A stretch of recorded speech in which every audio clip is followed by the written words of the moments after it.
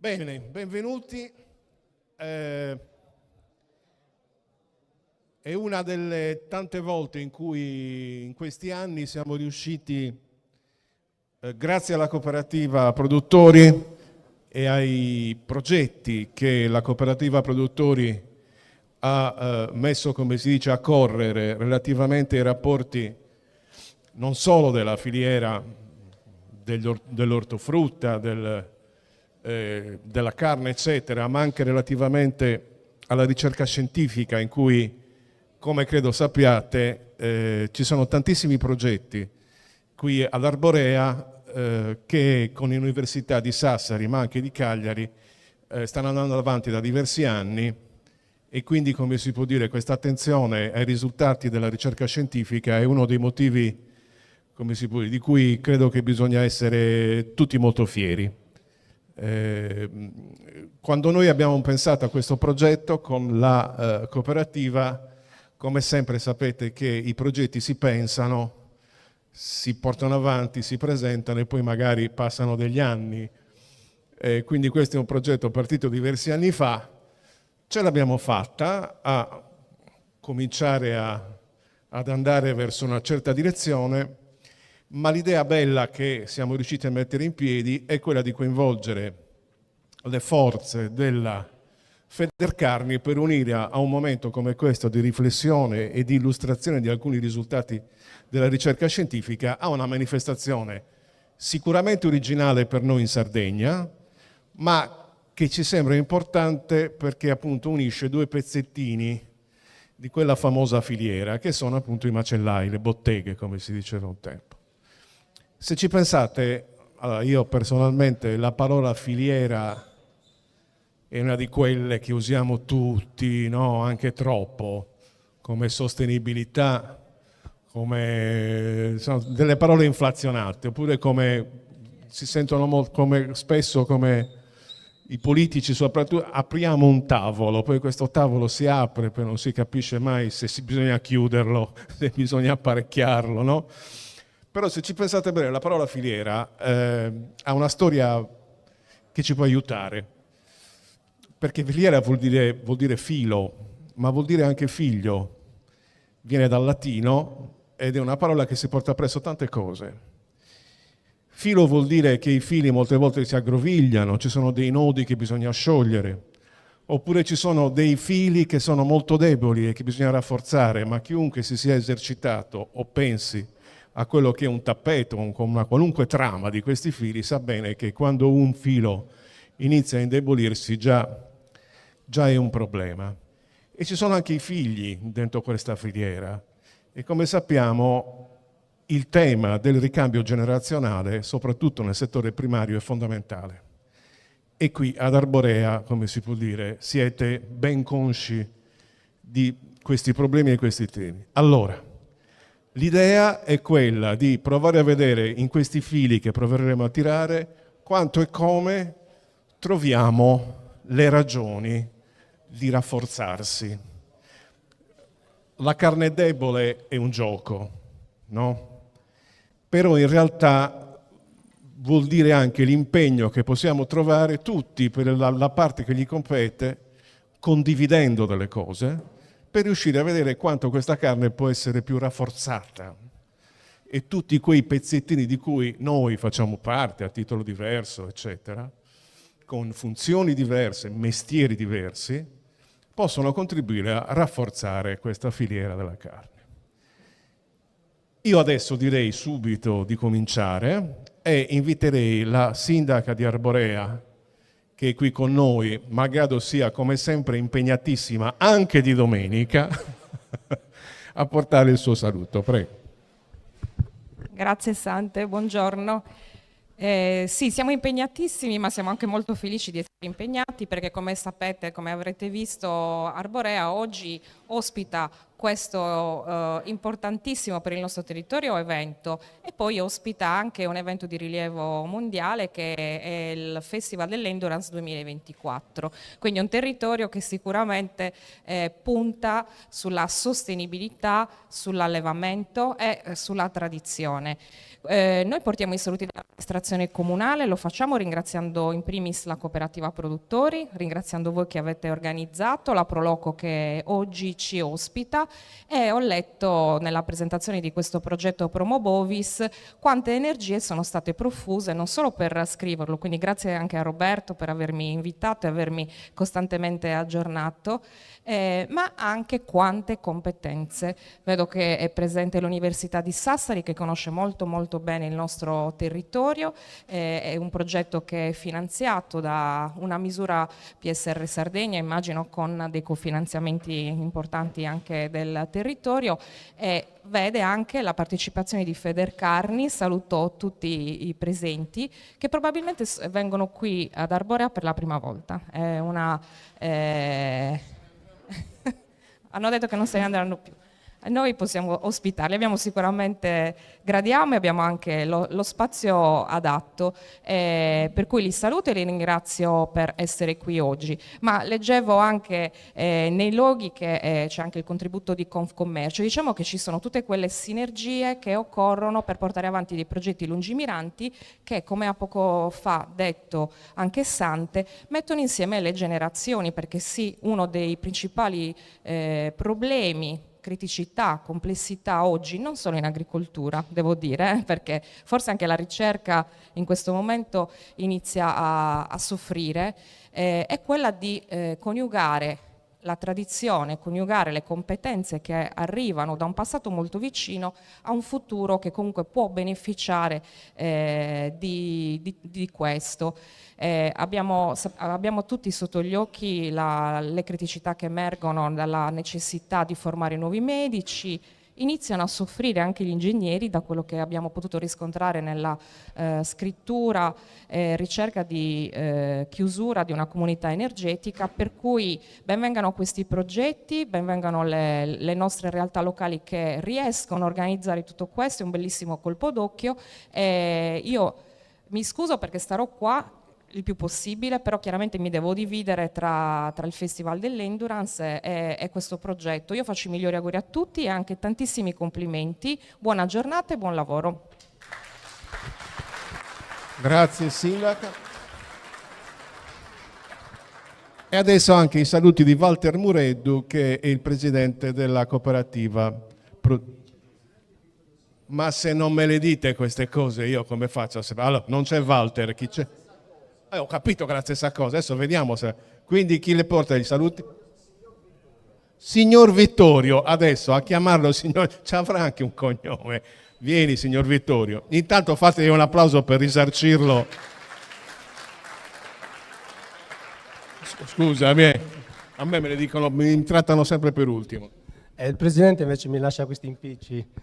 Niente, vi ringrazio a nome della cooperativa produttori di questo bellissimo progetto. Qua oggi non sono tutti presenti, ma ogni progetto c'è tanta gente che ci lavora, e quindi un grazie alla nostra sindaca che ci ha dedicato del tempo importante, e basta, direi buon proseguimento a tutti. Grazie, grazie.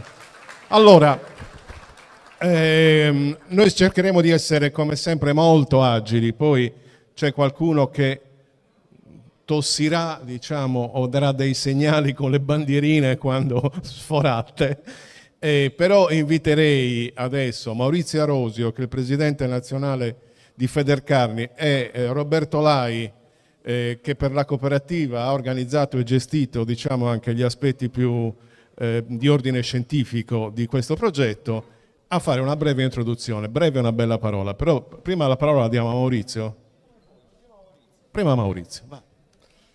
Grazie. Innanzitutto buongiorno a tutti e grazie per averci ospitato in questo bellissimo posto che secondo me rappresenta proprio il discorso di filiera che Maurizio diceva prima nel modo migliore, dove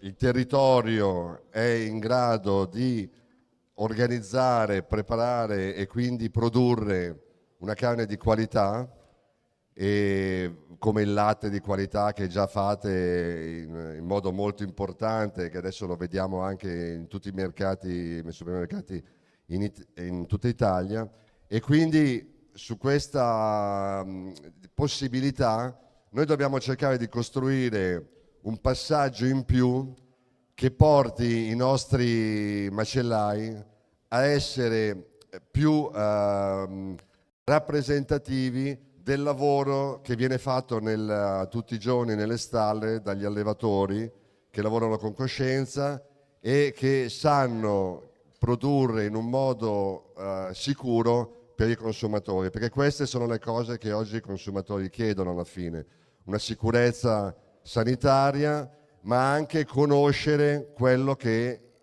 stanno acquistando e quello che vogliono mangiare.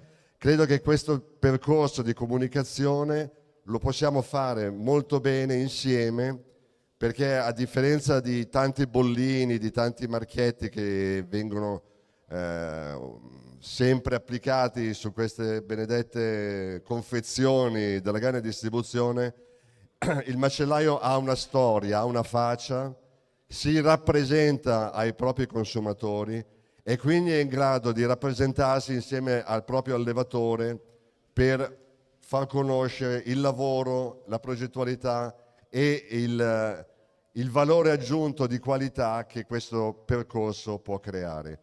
Quindi grazie a tutti, grazie Roberto per aver organizzato, per averci dato la possibilità di essere proprio qui oggi, e quindi buon lavoro a tutti e a poi. Grazie a te Maurizio e grazie a Federcarni. Il tutto nasce insomma incontrandosi, ci siamo incontrati a Tutto Food l'anno scorso a Milano e dopo 13-14 mesi siamo qua ad Arborea a organizzare un evento assieme, evento che mette assieme delle persone. Queste persone sono rappresentate nella catena, così non usiamo il termine filiera, nella catena di distribuzione della carne. Queste persone sono rappresentate da due professionalità cardine, che sono gli allevatori e i macellai. Oggi li mettiamo assieme in questo convegno, in questo spazio di confronto, e poi daremo la possibilità agli allevatori di vedere che cosa possono fare i macellai, cioè coloro che prendono il testimone del loro lavoro, cosa possono fare col loro prodotto, quanta qualità ancora si può dare alle produzioni di qualità che arrivano agli allevamenti. Della carne si parla tanto. È importante far vedere che dietro al prodotto carne ci sono delle persone che lavorano con passione, delle persone che oltre a produrre un qualcosa di intangibile, un qualcosa utile per l'alimentazione umana, producono anche una serie di benefici collaterali che sono importantissimi. Si parla di paesaggio, ultimamente si parla tanto di paesaggio. Bene, il paesaggio che noi abbiamo in Sardegna deriva dall'allevamento, dalla gestione agronomica, dall'agricoltura. Gli allevatori quindi fanno anche questo, curano il nostro paesaggio, così come curano anche tanti aspetti ambientali che la comunità scientifica chiama i servizi ecosistemici, che è una molteplicità di effetti positivi che derivano dall'allevamento e che derivano quindi anche dalla produzione della carne. La carne che tuttavia è abbastanza attaccata negli ultimi anni come prodotto, insomma viene visto negli ultimi anni come prodotto all'antitesi di sostenibilità e di quant'altro. Oggi noi vogliamo rappresentare invece una produzione che ha una qualità di prodotto e di processo, e la qualità di processo è determinata dalla professionalità di chi ci lavora. E qua abbiamo i principali attori che portano avanti queste filiere. Gli altre noi non ci dimentichiamo neanche delle altre professionalità che sono i trasportatori. Gli allevatori spesso sono anche produttori di risorse foragere, quindi l'allevatore lavora anche la terra. Obiettivo della nostra progettualità alla fine è quella di far incontrare le persone. Noi siamo qua perché io e il presidente di Federcarne, Maurizio Caruso, ci siamo incontrati e abbiamo organizzato questo evento per far incontrare altre persone, per creare sinergia e per creare sostenibilità. Ecco, questa è una mia opinione personale, la sostenibilità è data dalle persone, è data dall'incontro e dalle sinergie tra le persone. La nostra visione è questa. Grazie. E vorrei ringraziare anche io la Prolocco di Arborea, il Comune di Arborea, Federcarni, Cinearena, tutti i relatori e vorrei ringraziare l'Università di Bologna e di Sassari e vorrei ringraziare in particolare la Cooperativa Arborea. La Cooperativa Arborea negli ultimi anni, negli ultimi 10 anni, 15 anni, ha avuto un grande pregio, che è stato quello di mettersi in gioco con la comunità scientifica. La Cooperativa Produttori Arborea non ha avuto paura e qualche volta è anche giusto avere un po' paura di far entrare ricercatori nelle proprie aziende, nei propri locali, dargli le proprie carte. E non sempre i risultati della ricerca scientifica sono stati, come posso dire, accomodanti verso la cooperativa. Tuttavia la Cooperativa Produttori Arborea continua a dare carta bianca ai ricercatori, ad aprire le proprie porte alla ricerca e questo è un qualcosa che deve essere sottolineato. Grazie.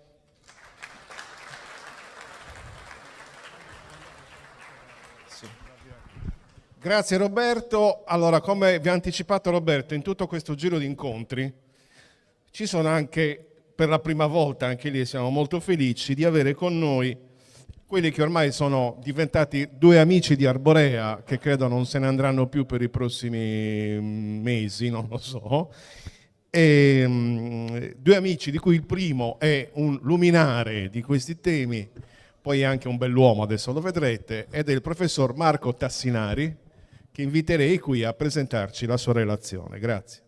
E un grande applauso a Tassinari perché... Eccoti qua.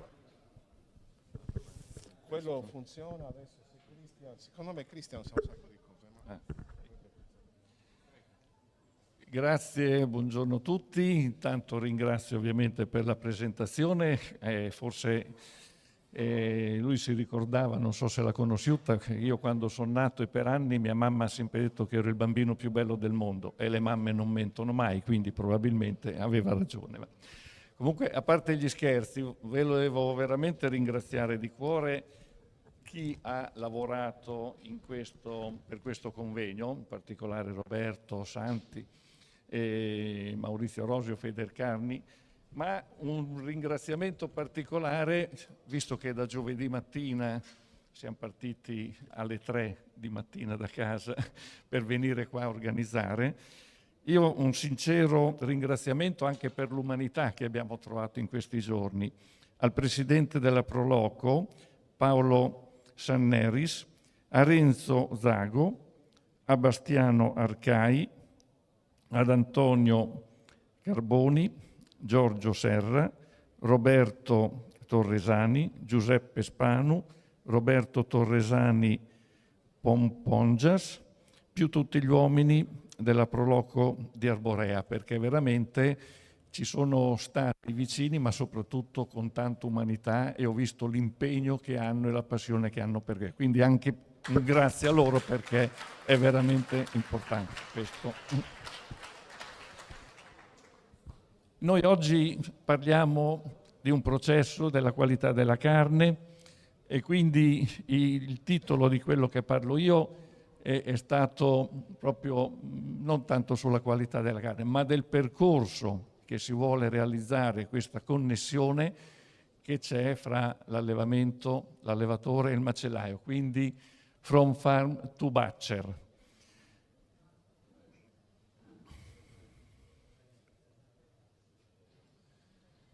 Ovviamente chi ci ha lavorato dietro è stato detto prima, ma ci sono dei gruppi di ricerca e quindi delle associazioni che hanno lavorato su questo e anche in collaborazione con Federcarni, e sembra doveroso, soprattutto per il territorio, ricordarli. Cosa vuole oggi il consumatore? Da tempo si dibatte per dire qual è l'aspetto principale che uno cerca nella carne bovina. Non è che sempre si è d'accordo, però fondamentalmente tutti abbiamo bisogno ultimamente di valorizzare il prodotto italiano, quindi animali possibilmente allevati in Italia, animali che nel loro ambiente e per il benessere dell'animale ci danno quella che oggi si chiama sostenibilità, cioè una produzione sostenibile, per certi aspetti anche etica, anche se spesso viene contestata da più persone. Il discorso della sicurezza ormai ci stiamo arrivando, c'è anche tutto un progetto per ridurre ovviamente l'uso dell'antibiotico negli allevamenti e quindi un uso corretto dei farmaci che per certi aspetti è indispensabile per arrivare poi alla qualità degli alimenti. Da cosa è influenzata la qualità della carne? Quindi in linea generale la sua composizione chimica, il valore nutrizionale, tutto bene. È una cosa molto complessa, non si può dire la qualità è influenzata da questo. Ci sono tanti aspetti, partendo dall'animale. Le razze bovine sono molto diverse. L'età e il sesso cambiano la qualità della carne. A parità di razza, carne del maschio e carne della femmina non sono uguali. Il sistema di allevamento, qui è messo in rosso assieme al regime alimentare, quindi l'alimentazione, perché sono molto molto importanti per produrre la qualità. Ma non solo questi, perché questi determinano poi uno stato di nutrizione, come si dice anche di ingrassamento dell'animale, ma poi dobbiamo tenere presente anche tutto quello che comporta la macellazione e la frollatura della carne. E qui secondo me si può fare molto. Ne parlerà il mio collega, il professor Serrino, di frollatura e maturazione. Io vi farò un accenno, ma soprattutto teniamo anche sempre presenti che i vari tagli anatomici muscoli hanno caratteristiche diverse. E chi meglio del macellaio che il professionista della carne per indicarci qual è il taglio migliore per noi per fare certe preparazioni? Io non vado a prendere il filetto per fare uno stracotto, per intenderci. E quindi il macellaio conosce la carne, conosce tutta la storia e ci indica anche quali sono i tagli migliori che noi vogliamo fare. Riguardo velocemente all'età dell'animale, è logico che più un animale è giovane e ha meno tessuto connettivo ed ha una carne a parte più chiara ma molto più digeribile. Il valore nutritivo migliora con l'avanzare dell'età dell'animale, infatti nutrizionalmente parlando gli animali più adulti, quindi vicino ai 24 mesi, hanno un valore nutritivo che è superiore rispetto a quello dei vitelli giovani. Il colore tendenzialmente tende a diventare più rosso intenso man mano che va avanti l'età dell'animale e logicamente l'aroma è dato anche dalla infiltrazione di grasso della carne e quindi ecco animali anche maturi alla macellazione. E logicamente la tenerezza, che è sempre uno degli aspetti importanti, più l'animale è giovane tendenzialmente è più magro. Quindi la qualità della carne è dovuta fondamentalmente a una gestione di più fasi, soprattutto la fase della catena alimentare. Ogni fase è importantissima, dall'acquisto o dalla nascita degli animali fino alla tavola del consumatore. Io spesso dico che la qualità della carne inizia nel momento in cui si feconda la vacca che dovrà partorire il vitello che è in grasso, perché questo influenza sicuramente il tipo di animale che nasce. Quindi i fattori in grado di influenzare le caratteristiche della carne dal punto di vista qualitativo sono tanti lungo tutto il percorso, ma se vogliamo il ruolo del protagonista ovviamente parte dall'allevatore. Pensiamo solo a quanti mesi l'allevatore alimenta e tiene in stallo un animale prima di mandarlo alla macellazione, e quindi è fondamentale che l'allevatore con la sua gestione e con l'alimentazione corretta mi influenza in maniera fondamentale la qualità della carne. Qui in Sardegna si inizia a parlare di produzione biologica, il territorio lo consente. Cos'è la produzione biologica? C'è un regolamento per la produzione biologica, ma più che altro sono alcune parole che penso che siano molto importanti. Contribuire a tutelare l'ambiente. Siamo in un ambiente che ovviamente va tutelato. Qui avete un ambiente unico. Il clima è un po' particolare, ma promuovere le filiere corte e la produzione locale nelle varie zone dell'Unione. Quale meglio di questa parola è l'unione fra l'allevatore, il macellaio, in questa zona, in questo territorio, per fare quella che possiamo anche chiamare filiera corta oppure connubio, connessione, linea diretta fra allevatore e macellaio. Scusate. Incoraggiare il mantenimento delle razze rare e autoctone in via di estinzione. Qui ci sono tante razze vostre, abbiamo degli incroci, ma soprattutto è carne del territorio che va valorizzata. Molta attenzione è rivolta al benessere degli animali. Benessere degli animali che logicamente, anche nell'allevamento biologico, dice che sì, ci deve essere il benessere animale, ma questo deve essere sopra gli standard minimi normativi. E qui incominciamo a vedere qualche aspetto. L'allevatore, quindi gli operatori, oltre a garantire il benessere degli animali, vedete, sono tutte cose che vengono fuori per garantire poi la qualità. Addetti alla cura degli animali, trasporto e macellazioni devono possedere le necessarie conoscenze e competenze in materia di salute e benessere degli animali e hanno seguito una formazione adeguata. Quindi gli allevatori devono fare i corsi in formazione, devono conoscere tante cose. Con i macellai abbiamo iniziato tanti anni fa a fare i corsi di formazione e di aggiornamento. Bisogna stare sempre aggiornati, bisogna conoscere quello che si sta facendo. Le normative cambiano, ma perché? Perché se voglio fare qualità devo conoscere l'animale, come allevarlo, come alimentarlo, quindi corsi di formazione riconosciuti.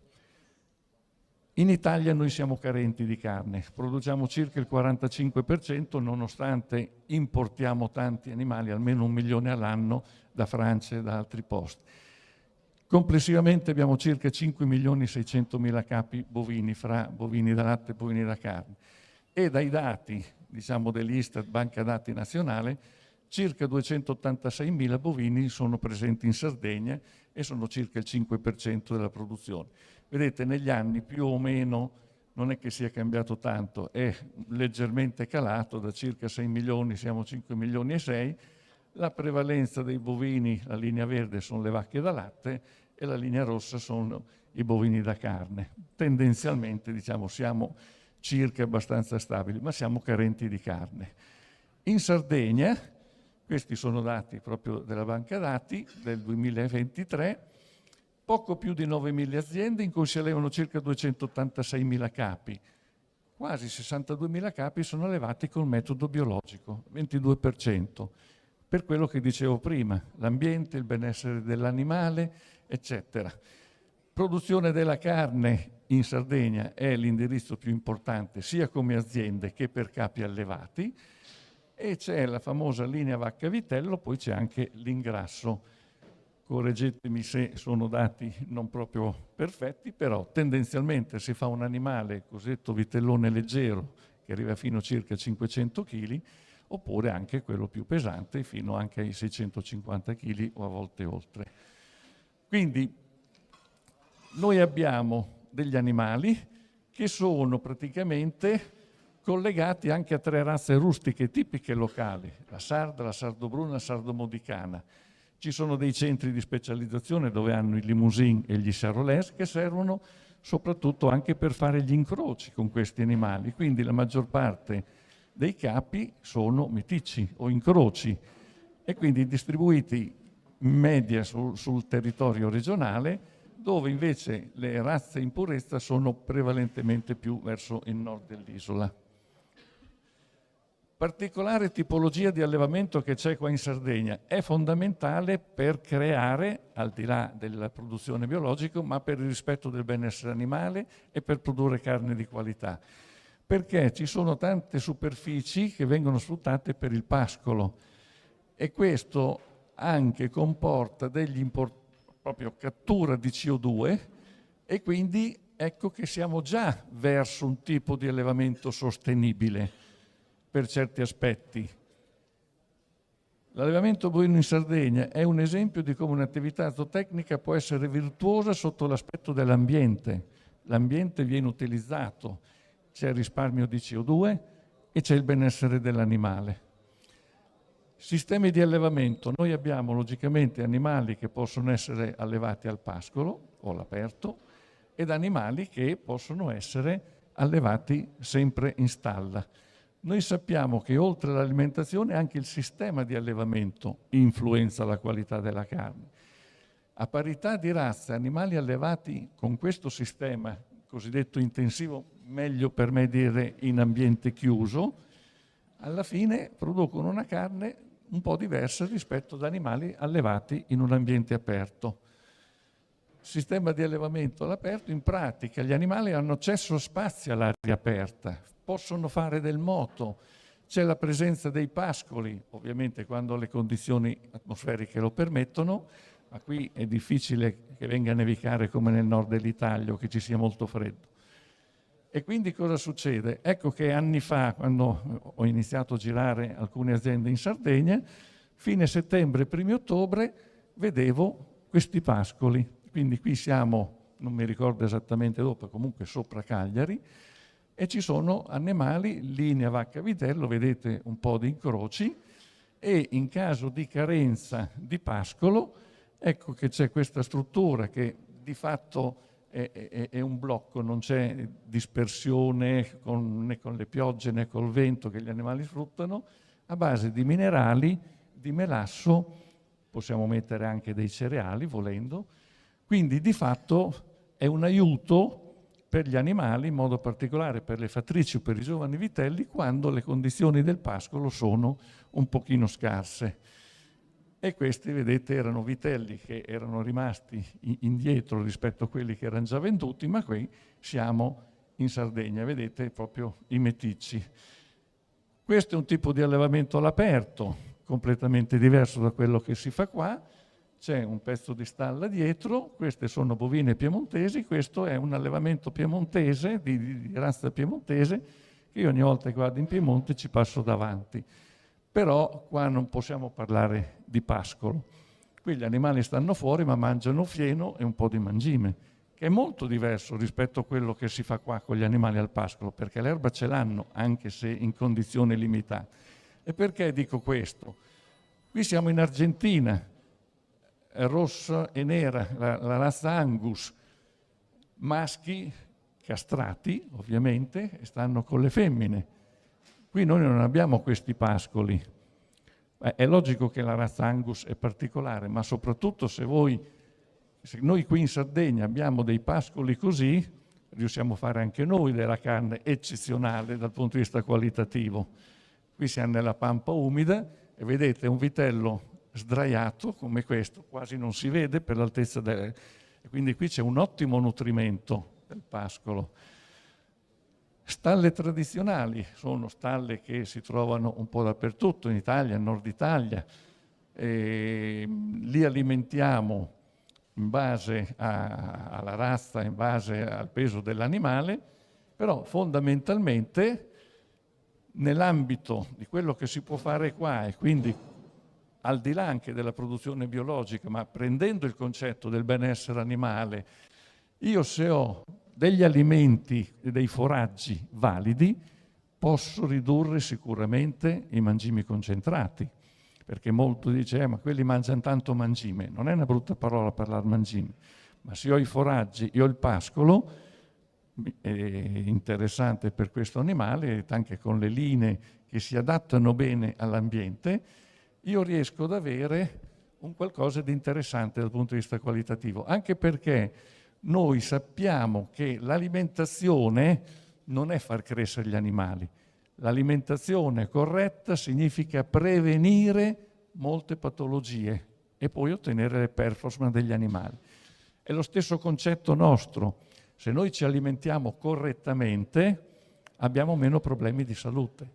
A maggior ragione negli animali. Foraggi, alimenti di buona qualità sono la base per una buona qualità della carne.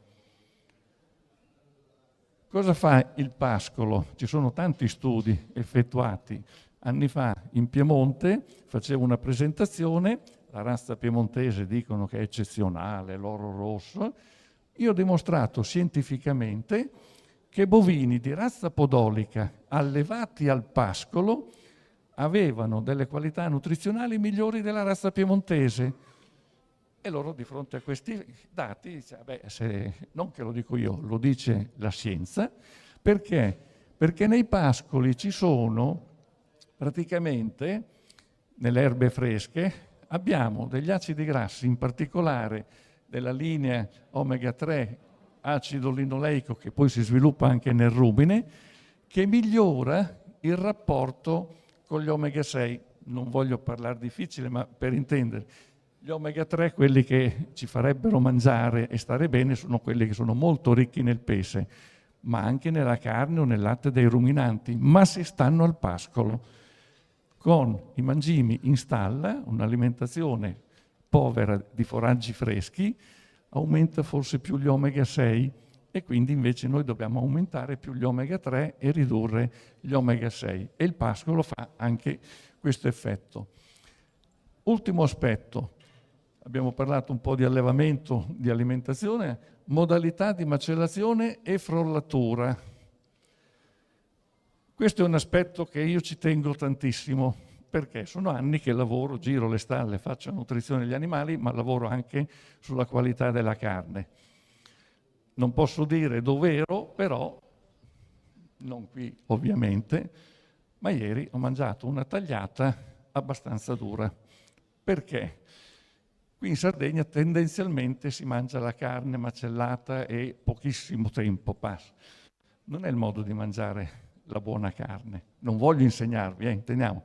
Ma siccome ci sono tante esperienze fatte, la frollatura è il periodo che intercorre dalla macellazione a che il muscolo diventa carne.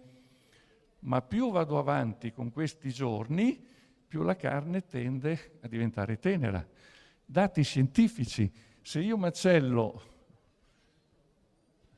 Oh, signore, ho perso tutto.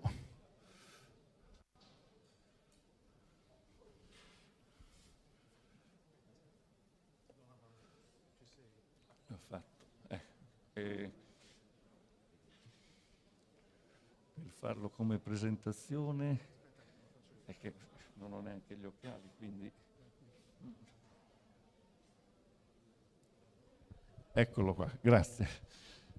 Se io vado a vedere, questi sono dati scientifici fatti ormai consolidati, ci sono dei numeri, quindi quando io devo valutare la tenerezza della carne ho degli strumenti molto validi che vado a tagliare, quindi la resistenza al taglio viene espressa con un numero che mi dice se una carne è più o meno dura. Più il numero è alto, vuol dire che fa più resistenza e più la carne è dura. Allora, se io prendo un bovino dai 12 ai 15 mesi, 2 giorni di frollatura c'è un valore alto, fra 3 e 6 giorni comincia ad abbassarsi, oltre i 12 giorni vedete com'è basso, quindi significa che questa carne è dura e questa è tenera. Tempo di frollatura. Mediamente noi macelliamo gli animali fra i 16 e i 20 mesi o i maschi al massimo entro i 24 mesi. Ma vedete, se pochi giorni di frollatura il numero è molto più alto rispetto a questo. Perché maggiore di 12 giorni?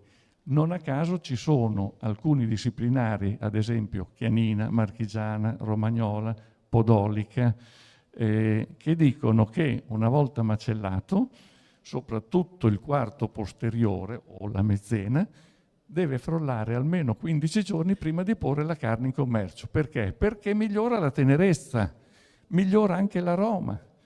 Qui parliamo solo di frollatura, quindi i dati scientifici. Vedete, se io vado a macellare un bovino molto più grande di quelli che facciamo noi, un maschio, sopra i 24 mesi, oltre i 12 giorni, vedete che ha un numero ancora abbastanza alto e molto più duro rispetto a quelli di un'età più giovane. E questo è importante, perché anche questo influisce sulla qualità della carne. Quindi occorre un forte rapporto fra l'allevatore e il macellaio per garantire la miglior qualità al consumatore, ma soprattutto far conoscere la storia della carne, la trasparenza. La filiera corta fra piccoli e medi allevatori e macellai è importante per garantire la qualità, la sicurezza, la trasparenza, la storia. Come si dice, il macellaio ci mette la faccia, ma ci mette la faccia anche per l'allevatore se sa quello che ha fatto e chi è. E quindi fondamentalmente ecco che noi torniamo. Carne prodotta in Italia, ci invidiano il Made in Italy, ma soprattutto un prodotto locale. Ecco qua, from farm to butcher, con il valore aggiunto della tracciabilità e dell'informazione trasparente al consumatore. Cosa c'è di bello? Io personalmente ogni volta che vado in giro e mi chiedono cosa vuoi mangiare, cosa avete qua, dammi questo. Che vino vuoi? Cosa avete qua? Prendo questo, perché dobbiamo valorizzare il nostro territorio. A maggior ragione in Sardegna. Io vengo da anni in Sardegna, quindi voglio sempre mangiare possibilmente bene. Per cui ecco che diventa fondamentale il connubio ed è strategico e importante fra l'allevatore e il macellatore per garantire la storia della nostra carne, della carne della Sardegna che c'è qua o in qualsiasi altra parte dell'Italia. Quindi, ecco, ben vengano i progetti che sono stati detti prima a sostegno della produzione, dell'elevata qualità della carne che si vuole andare, ma soprattutto informare e produrre carne con caratteristiche distintive del bovino allevato in Sardegna. Perché? Questi sono i marchi, quindi ripeto, grazie ancora a Federcarni e tutte le associazioni che le abbiamo detto prima per quello che hanno fatto, che poi vi illustreranno, ma soprattutto noi cosa dobbiamo dire al consumatore? Dobbiamo dire che lo vogliamo soddisfatto e lo vogliamo informato. Questa è una foto che ho fatto in Brasile, la prima volta che mangiavo questa carne, dico, sarà dura come un sasso. No, era tenera e molto saporita. Perché? Perché la sanno fare e quindi la sanno valorizzare. Grazie per l'attenzione. Grazie. Grazie al professor Tassinari. Avete visto, oltre che un bell'uomo, ci ha restituito la sapienza di cui abbiamo tutti necessità. Adesso chiamerei il professor Luciano Gutierrez dell'Università di Sassari, che è un economista. Certo che se ho iniziato a dire che Tassinari è bello, poi dovrei dirlo per tutti, ma saltiamo il tema. Professor Gutierrez, che da economista ha fatto un'indagine che adesso vi illustrerà sulla propensione al consumo di carni biologiche. E adesso io la metterò in condizione di riuscire a...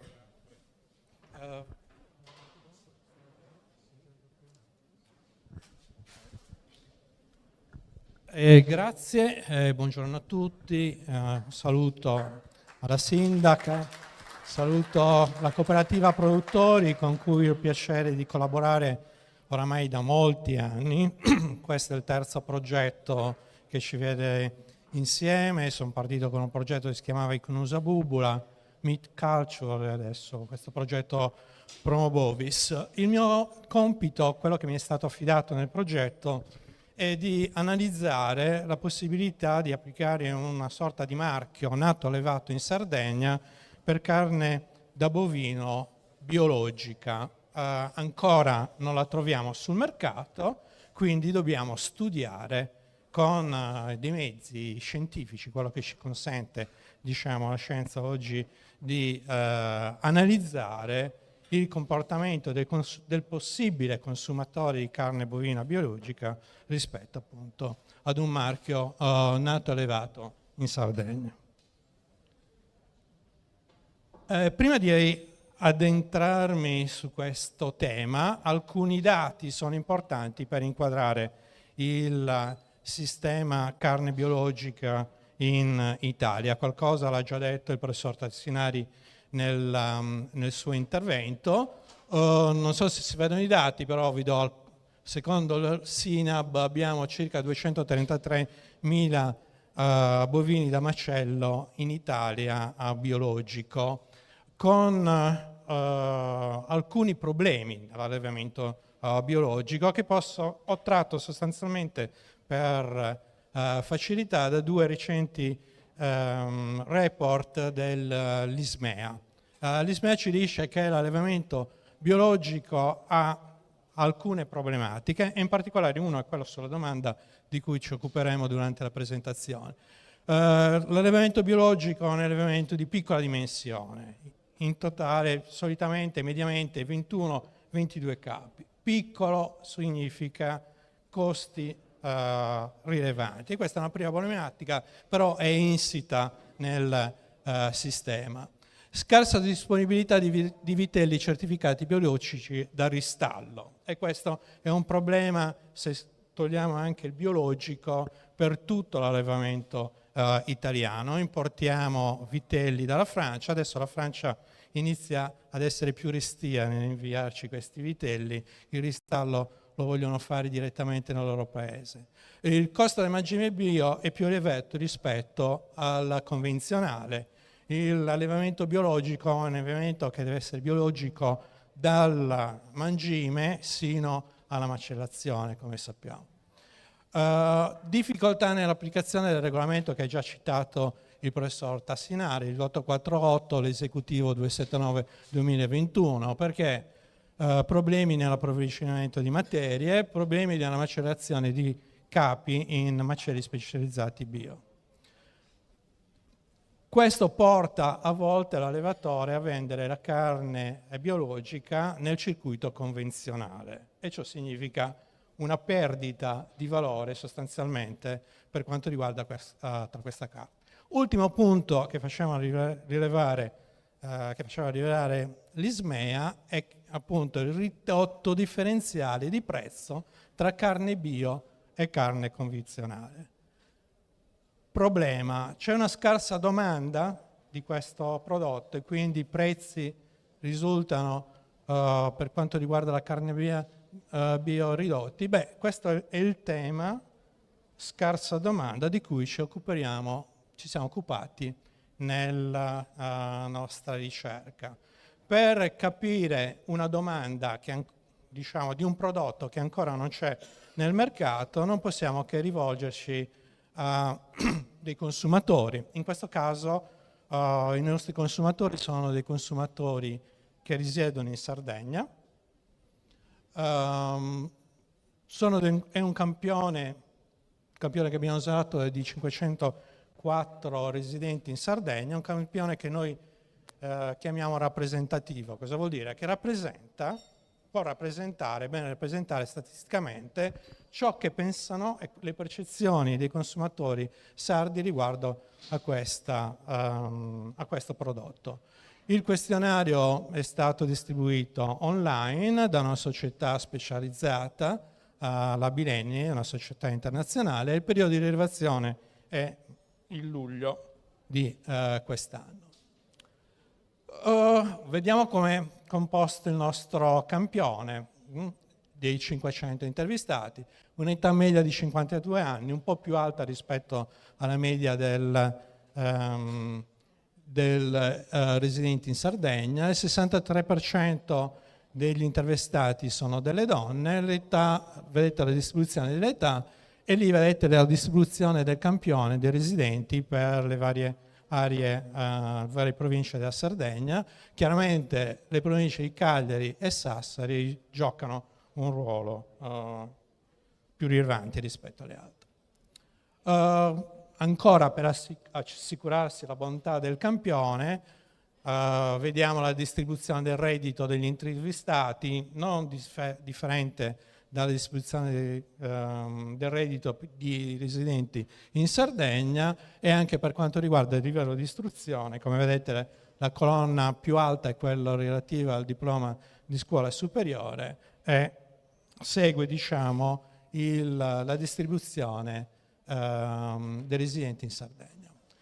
Bene, una volta che abbiamo capito che il nostro campione è un campione che potrebbe riflettere la distribuzione della popolazione nella nostra regione, andiamo a vedere le percezioni dei consumatori, innanzitutto relativamente al consumo di carne. E questo piccolo istogramma ci dà una distribuzione del consumo di carne rispetto ad una domanda molto semplice: se all'intervistato piace consumare carne. Stiamo parlando di tutte le tipologie di carne, non soltanto della carne bovina, oppure non mi piace.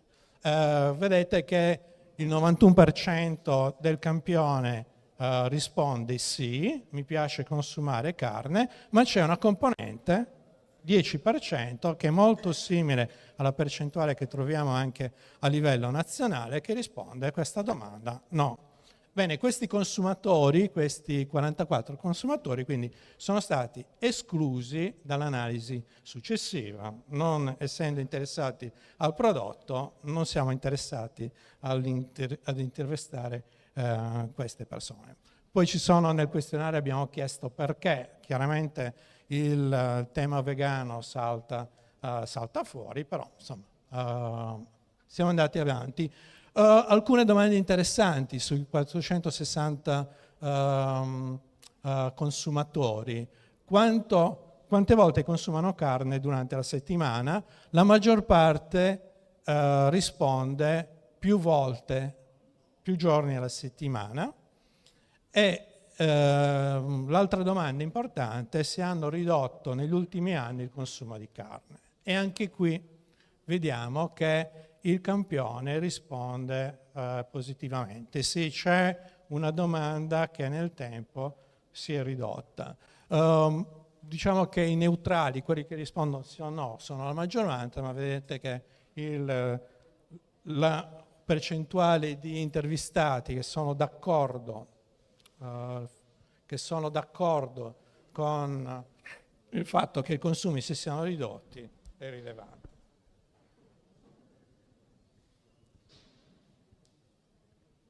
Alcune altre domande importanti per capire anche le successive risposte è stata quella di chiedergli: ma sei tu che ti occupi prevalentemente degli acquisti di carne?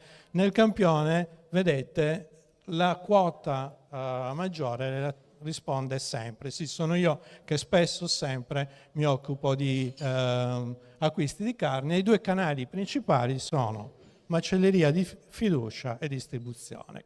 Come vedete, fino a questo punto, diciamo, i nostri risultati, diciamo, non sono molto diversi rispetto a quelli che si conoscono. Relativamente alla tipologia di carne e alle proprietà della carne, il professor Tassinari già l'ha detto. Alla domanda se piace una carne più tenera, la maggior parte degli intervistati risponde sì. La carne deve essere tenera, e questo è una cosa che è importante da sottolineare, soprattutto relativamente a un allevamento biologico. Come sapete, un allevamento biologico è un allevamento prevalentemente al pascolo, e la carne potrebbe avere delle proprietà che non sono allineate rispetto al requisito di tenerezza che richiede il consumatore. Solitamente la carne biologica è una carne un po' più dura, diciamo così, rispetto ad una carne ad esempio, che ad un altro tipo di carne convenzionale. E un altro punto importante è relativamente al colore della carne. spesso recandomi dal mio macellaio vedo che molti preferiscono la carne più che un colore rosso, un colore più vivace. Ecco, un colore rosso indica anche una carne meno frollata, come diceva il professor Tassinari precedentemente, e la carne biologica è una carne ugualmente che ha un colore solitamente più scuro rispetto a una carne di tipo convenzionale. Quindi questi due fattori sono due fattori importanti di cui bisogna tener conto. Qui adesso entriamo direttamente sul tema carne biologica di bovino nato e allevato in Sardegna. Quindi stiamo presentando i risultati relativamente a questa tipologia di carne. Se è interessato, ancora una volta, sì, sono molto interessato a questo tipo di carne. Una piccolissima, un 4% risponde no al questionario, e andiamo a vedere, purtroppo è piccolo ma dovuto gioco forza ridurre e assemblare i grafici, perché sei favorevole acquisteresti una carne bovina bio nato e allevato in Sardegna? Per due motivi principali: perché per me è una carne più salubre, e questo è stato richiamato dal professor Tassinari, e perché è un processo, il biologico, che porta a un maggior benessere degli animali. Cioè nella percezione di questi consumatori, un allevamento prevalentemente al pascolo con mangime biologico è un allevamento che porta ad un rispetto maggiore degli animali. Non è che gli altri tipi di allevamento non rispettino il benessere animale, non stiamo dicendo il benessere animale, non stiamo dicendo questo, però il livello di percezione del benessere dell'animale è un concetto importante nella percezione dei consumatori relativamente a questo tipo di allevamento. Abbiamo altre risposte positive rispetto a una produzione più rispettosa dell'ambiente, e fatto importante che ci porta ad introdurre poi alcuni fatti che esamineremo più avanti.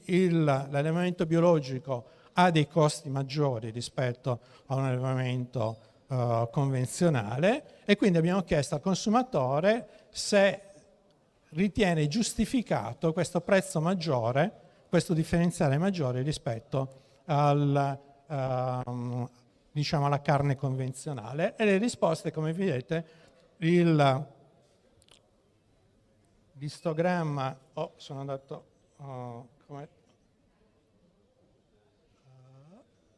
vado indietro, sono andato avanti, sto andando avanti, ho chiuso la presentazione. Come faccio a tornare indietro? Quello a sinistra, scusate. Ecco, scusate. Sì, il prezzo, il differenziale di prezzo è giustificato. Altre domande che abbiamo fatto: il consumo di carne e l'acquisto di carne non dipende soltanto da scelte del singolo consumatore, ma anche di altri che possono influenzare i nostri acquisti. Questi altri sono solitamente la famiglia. Se in famiglia abbiamo all'interno delle persone che vogliono consumare biologico, queste chiaramente influenzano anche i miei consumi. E come vedete la risposta da questo punto di vista, la mia famiglia apprezzerebbe l'acquisto di carne biologica, vede una risposta più che positiva da parte degli intervistati. E visto che qui abbiamo tanti macellai, senza dubbio, se ci fosse una carne biologica nata, allevata in Sardegna, chiederei al macellaio di poter acquistare questo tipo di carne. Ultimo punto rilevante, soprattutto per un economista, ma per qualsiasi operatore in una filiera bio, abbiamo chiesto ai consumatori, agli intervistati, la disponibilità a pagare un differenziale positivo relativamente a una carne bio nata e allevata in Sardegna, e abbiamo chiesto anche, con tecniche che qui non sto a presentare, di definire esattamente qual è il differenziale, quale sarà il differenziale, quanto siamo disposti a pagare in più per avere un prodotto di questo tipo. Qui vedete il grafico, sono i premi, euro in più rispetto a una carne convenzionale, per poter acquistare una bistecca, 1 chilogrammo, una bistecca di carne biologica nata e allevata in Sardegna. Questa è la distribuzione, qui sotto avete euro, arriviamo a 10-11 euro, e le percentuali di intervistati relativamente alle varie classi di euro. Per farla breve, la media del differenziale è di 2,6 euro a chilogrammo. È il premio che i consumatori, gli intervistati, attribuiscono a questo tipo di prodotto. È tanto? È poco? Questo lo dobbiamo definire a posteriori. Però senz'altro credo, per arrivare alle conclusioni, che alcuni punti siano rilevanti. Da questo studio, che è il primo sulla domanda di carne biologica, non ho trovato in letteratura come si può dire, della natura scientifica degli studi specifici sulla carne bio di bovino a livello internazionale, e quindi tanto più a livello locale. Però senza dubbio da questo studio si possono ricavare alcune conclusioni. La prima, non è vero che la domanda sia scarsa, la domanda potenziale c'è, ma bisogna, come diciamo noi, attivarla. Cioè dobbiamo essere bravi a attivare questa domanda. Quali sono i fattori su cui puntare? Li abbiamo visti precedentemente. È una carne che è percepita più salubre, il benessere degli animali è importante e anche l'ambiente è importante. Cioè i 3 fattori che caratterizzerebbero questo tipo di prodotto sono incentrati su questi punti. Quindi qualsiasi azione di marketing, di proposta di questo prodotto non può non far perno su questi 3 punti. Dopodiché il premio è positivo, è tanto, è poco. Se guardiamo la carne austriaca che arriva nel nostro paese bio, il differenziale è molto inferiore rispetto a questo che ci stanno proponendo gli intervistati, i 2,6 euro. Per capire se vale la pena a questo punto attivare un ciclo regionale relativamente a una carne bio, non dobbiamo fare altro che i conti che tutti sappiamo fare, quindi un'analisi dei costi relativamente a questo tipo di allevamento, a questo tipo di filiera. I benefici indirettamente ce li abbiamo da questa indicazione di premio relativamente a questo tipo di prodotto.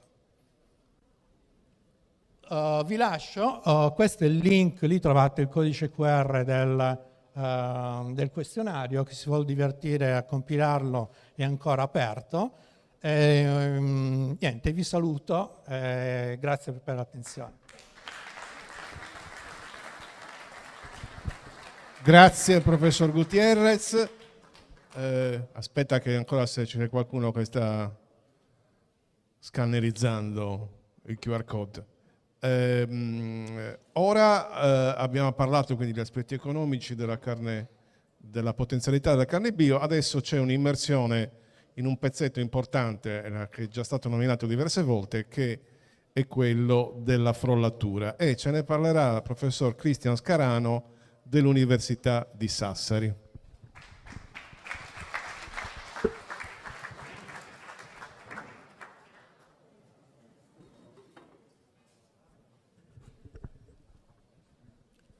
Buongiorno a tutti. Allora, in realtà non parlerò della frollatura, perché parlerò anche della frollatura. No, io inizio col ringraziarvi, ringraziare la cooperativa, ringraziare il dottor Lai per l'invito. A me è stato chiesto di raccontarvi un'esperienza che abbiamo fatto, che è quella del progetto Meat Culture. Un progetto che è nato sempre in collaborazione con la cooperativa e l'Università di Sassari e poi è andato avanti e si è concluso da qualche mese.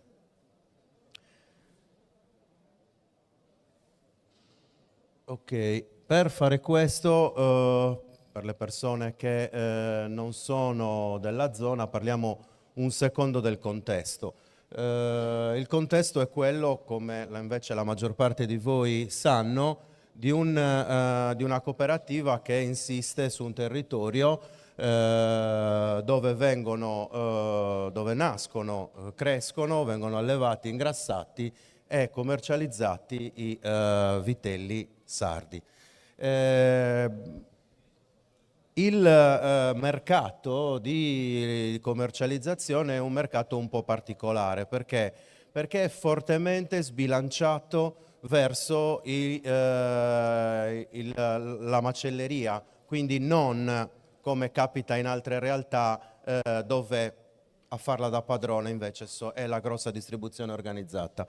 Questo contesto, questa rete commerciale molto particolare, che rappresenta l'80% circa della vendita della cooperativa, crea un po' quello che diceva prima il professor Tassinari, cioè si crea un rapporto con il cliente finale molto particolare, perché il cliente finale che va in macelleria non è lo stesso che acquista la carne nel grosso supermercato.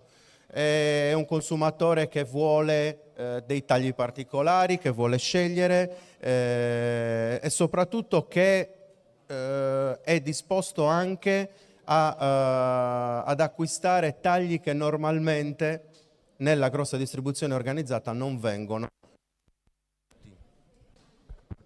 Ok?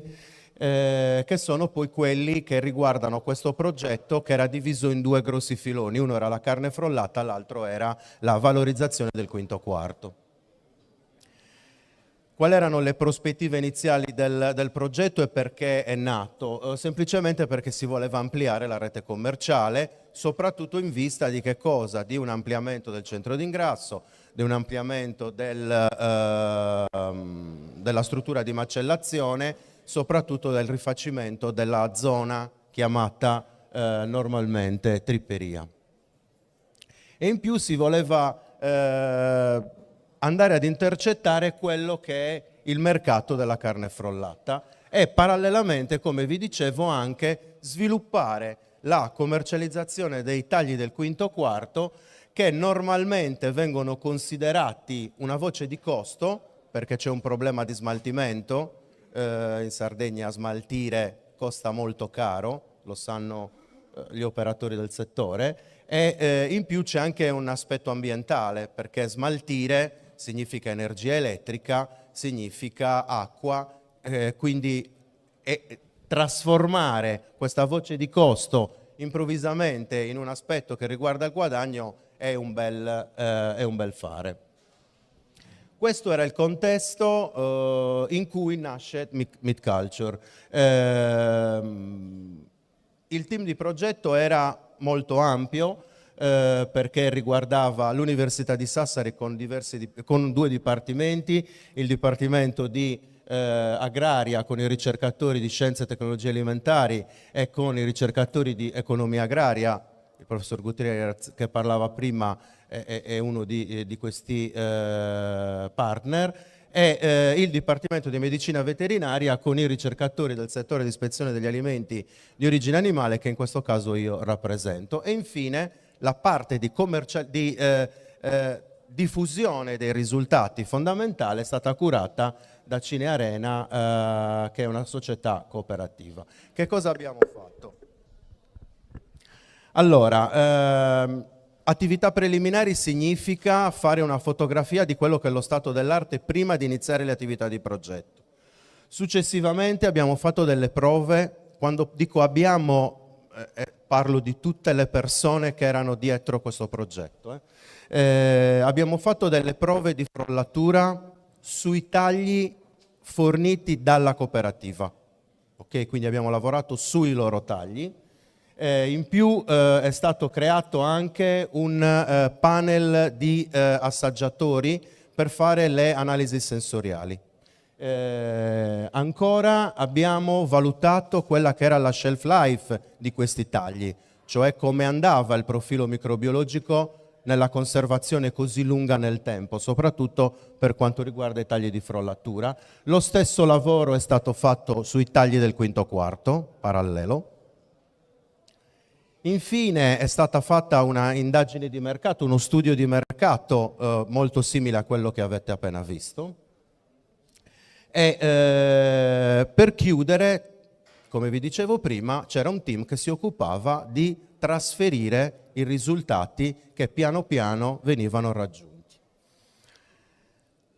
Anche io anticipo il collega professor Serraino che seguirà dopo il mio intervento, che parlerà nel dettaglio della frollatura. Io di frollatura cosa vi dico? È un sistema per valorizzare alcuni tagli che crea un aumento economico importante se è fatta correttamente e che sta diventando un business commerciale.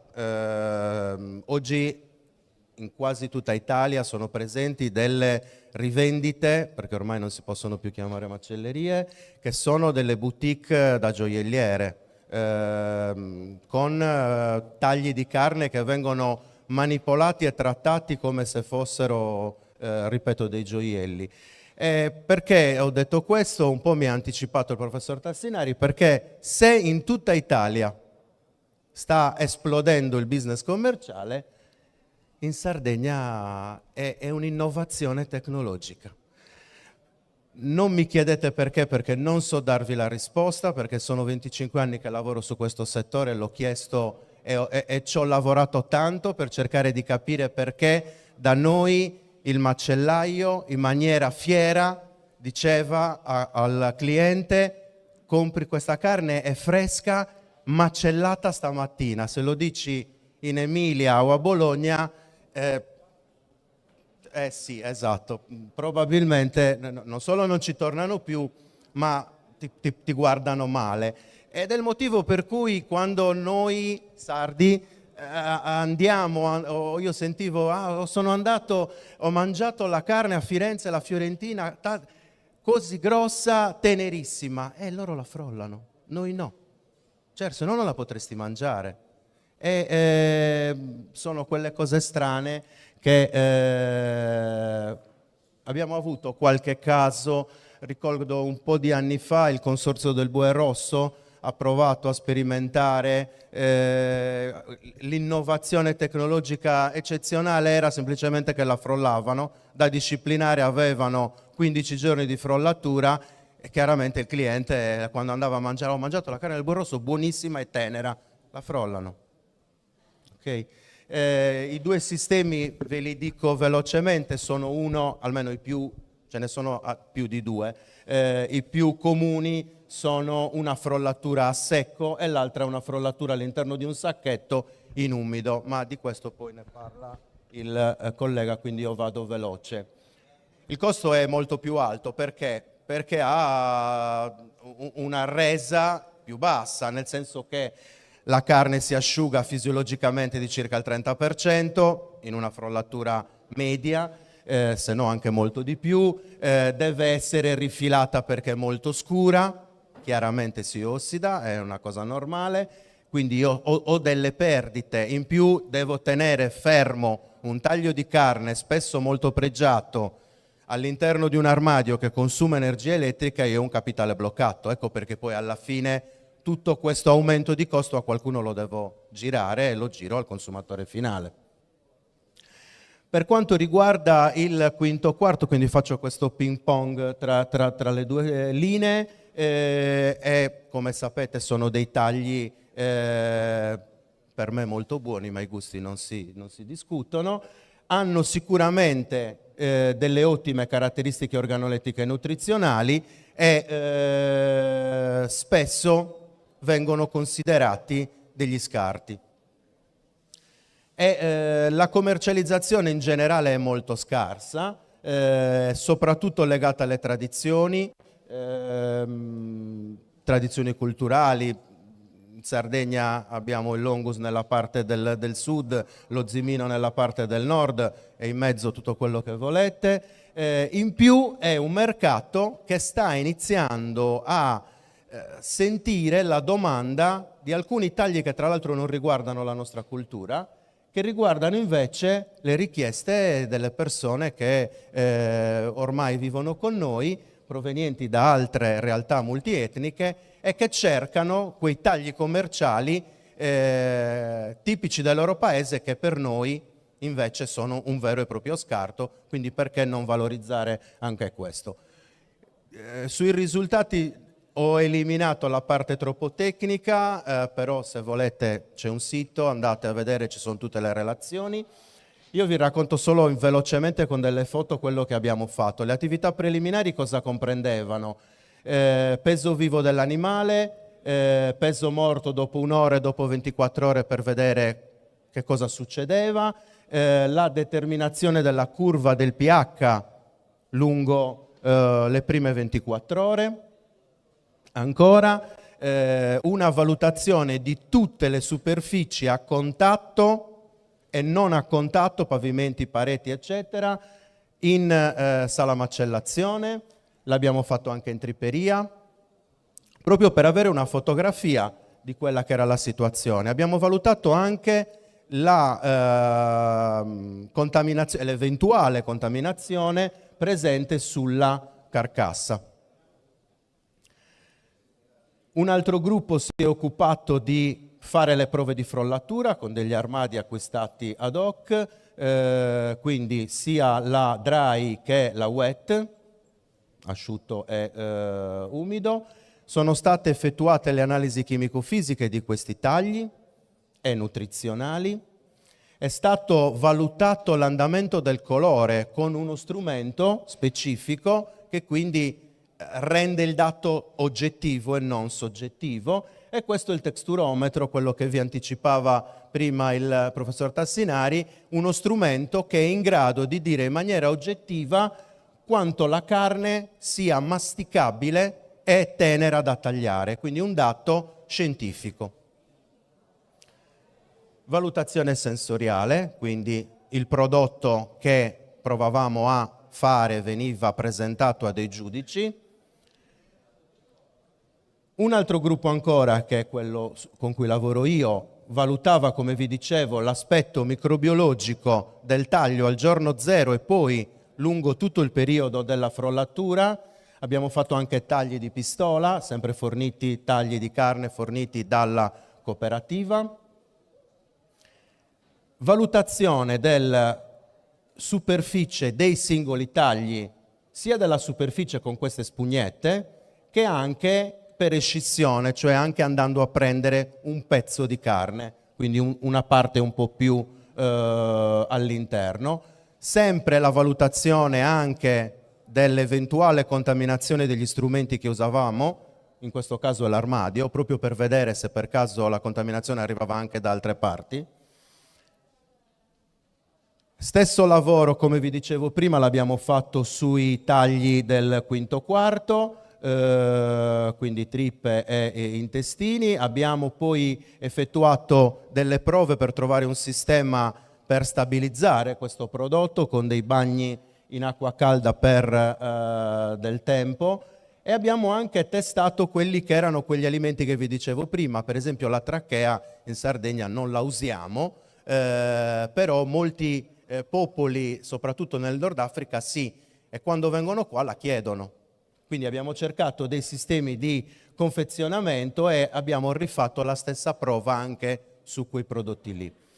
Come vi dicevo, poi c'è stata la parte dell'indagine di mercato, dove sono state chieste diverse cose ai consumatori. Io ho ristretto il più possibile. Come raccontato in un altro evento dal professor Gutierrez, il consumatore era disposto a consumare questa carne frollata e a pagarla di più, perché rispondeva perché è più tenera, perché è più succosa, perché è più digeribile, perché è più saporita, e questo premio, come diceva prima il professore, è di circa 4,70 €. Per quanto riguarda invece l'aspetto della quinto quarto, qua correggimi se dico cose sbagliate, il consumo era molto condizionato da che cosa? Da due fattori psicosociali, che sono la neofobia alimentare, cioè la paura del cibo nuovo, soprattutto per i giovani che non hanno avuto la fortuna che ho avuto io di mangiare le frattaglie anche quando avevo 3 anni. Esatto. E poi anche il disgusto alimentare, cioè qualcosa che non mi piace, non lo voglio neanche assaggiare perché mi disgusta. Qua la cosa curiosa è stato che avevano una maggior resistenza al disgusto alimentare gli anziani rispetto ai giovani, questo ci sta, gli uomini rispetto alle donne, non lo so perché, e anche i redditi più alti rispetto ai redditi più bassi. Infine, come vi dicevo, la parte di comunicazione, sono stati prodotti delle brochure, sono stati organizzati eventi, è stata predisposta una newsletter periodica, abbiamo partecipato, il progetto ha partecipato a un evento della Proloco che ha coinvolto ragazzi dell'Angola, del Mozambico, della Nigeria, che preparavano i loro prodotti, probabilmente alcuni di voi li hanno anche assaggiati perché era l'anno scorso alla Fiera della Polenta, io c'ero, e abbiamo fatto anche formazione e comunicazione dei dati. A chi? Agli operatori del settore alimentare, che riguardava quelli compresi dalla cooperativa, ma anche ai macellai quando si andava in giro per le strutture. La formazione è un aspetto fondamentale. La formazione non del macellaio, non dell'allevatore, non solo, di tutti i soggetti della filiera.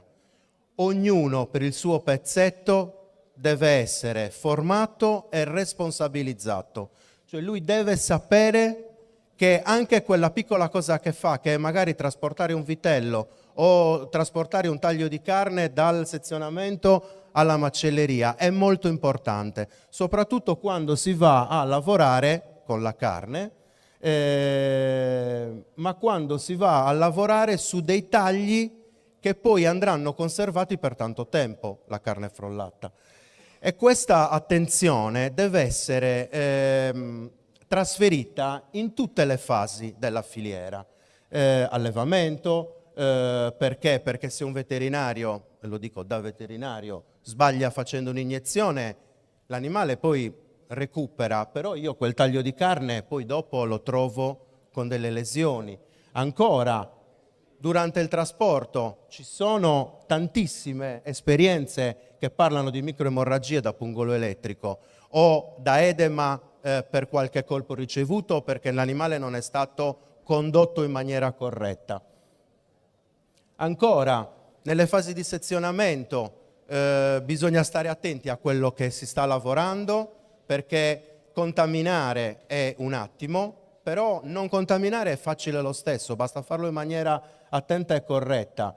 Il trasporto delle mezzene, perché? Perché vi ricordo che questa carne non andrà mangiata subito, ma dovrà restare per settimane e per i più fortunati anche più di un mese, quindi è logico che è una carne che si sta a temperatura di refrigerazione, ma può andare incontro, se è contaminata, a un sacco di problemi e di difetti. Stesso discorso vale per le attività degli operatori di macelleria, tutto pulito, tutto in maniera corretta, mani, operatore, attrezzature.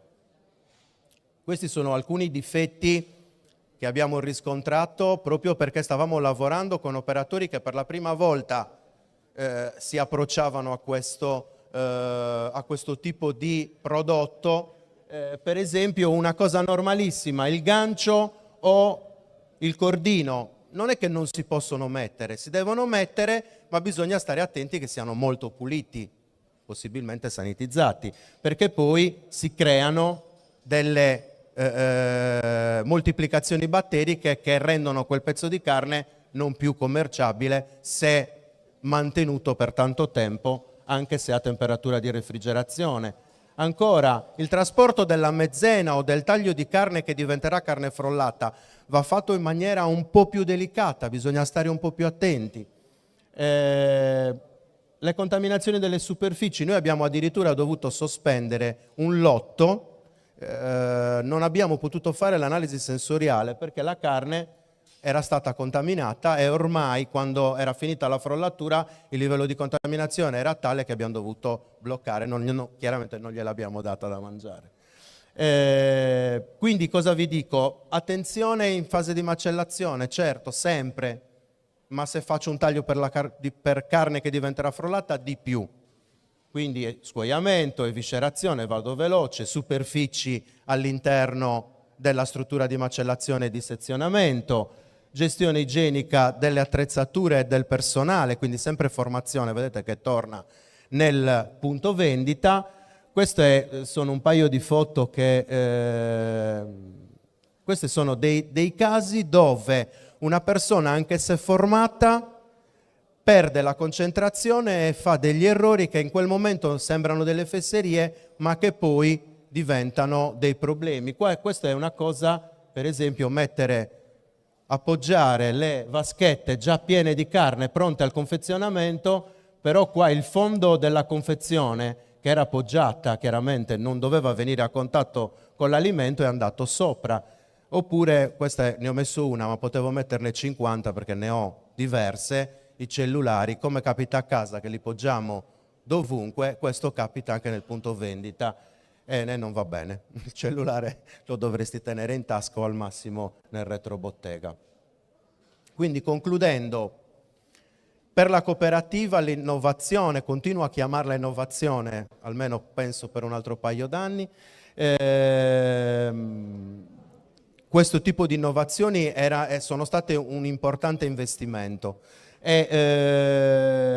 Un'altra cosa importantissima, lo ridico anche nelle conclusioni, è la formazione continua del personale, ma soprattutto, oltre che la formazione, la responsabilizzazione.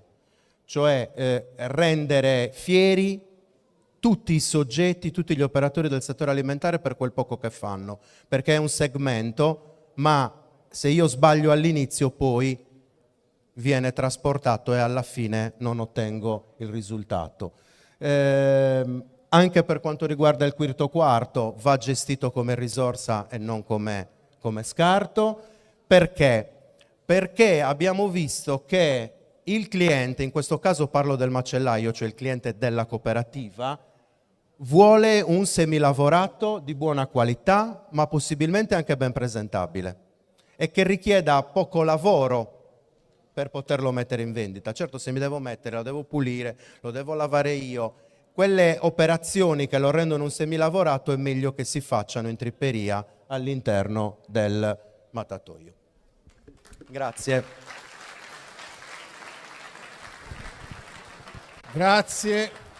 Christian, diciamo che questo racconto mi è venuta una cosa in mente. Adesso faccio una veloce... Chi è di voi che ha visto quella puntata di 4 ristoranti che sono andati sul Supramonte per fare 4... Alzate la manina qua. Ok. No. Lo dico per chi non ha visto la puntata. Borghese va sul Supramonte, trova 4 agriturismi, sparsi un po', adesso non mi ricordo bene le località, Supramonte per dire Barbaggia, diciamo, non esattamente nel Supramonte.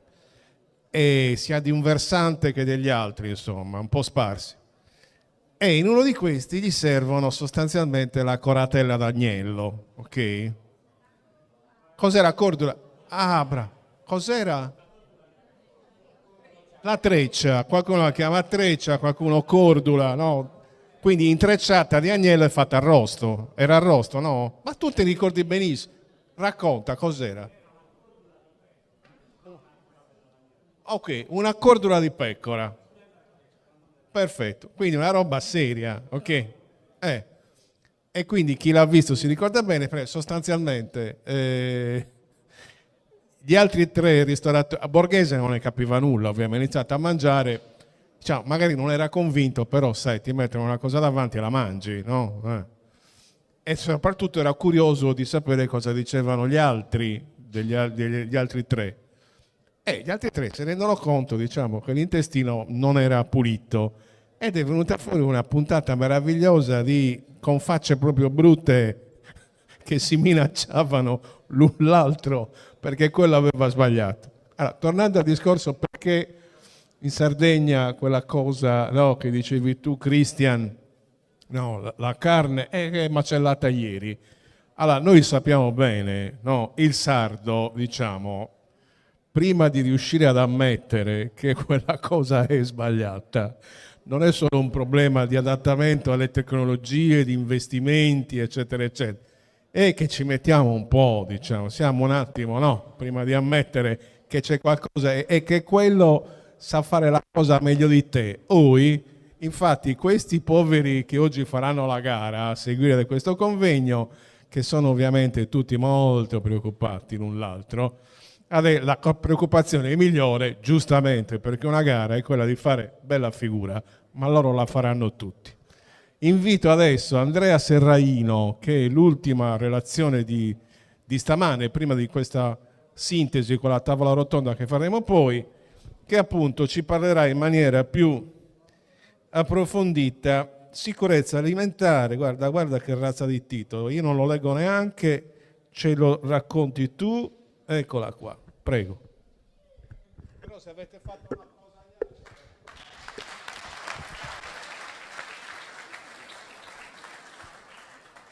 Grazie, buongiorno a tutti, un ringraziamento agli organizzatori, Federcarni, la cooperativa e agli amici della Proloco che ci hanno ospitato in questi giorni e ci hanno coccolato. Allora, io vi parlerò di quello che ha accennato Christian poco fa, la frollatura a secco. Farò un excursus su 3 argomenti principali, che sono gli obblighi normativi che sono stati recentemente emanati e li commenteremo, un approfondimento sulla microbiologia della carne, io la chiamo anche maturata, perché poi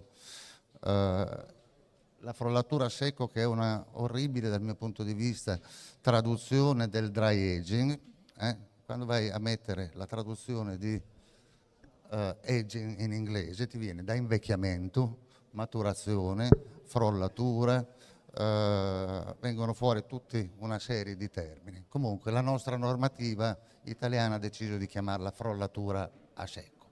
Aspetti microbiologici che condizionano poi quegli aspetti di attenzione che bisogna avere nel trattare questa carne.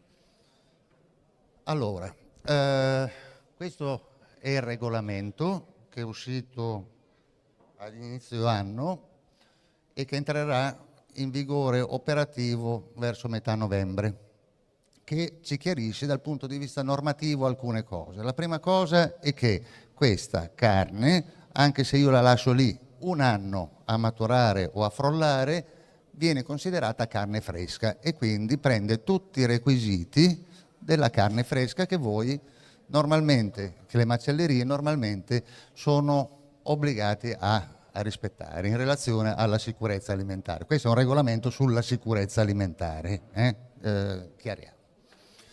La seconda cosa che ci chiarisce è quali sono i parametri importanti per garantire la sicurezza di questa carne, che devono essere impostati nelle attrezzature.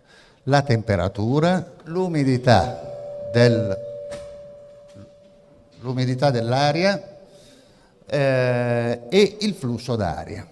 La temperatura è una cosa a cui siamo abituati, l'umidità così così, ma si riesce a controllare e a gestire abbastanza bene con strumenti. Il flusso d'aria è la cosa un po' più complessa e quella che su cui ci dobbiamo fermare un attimino.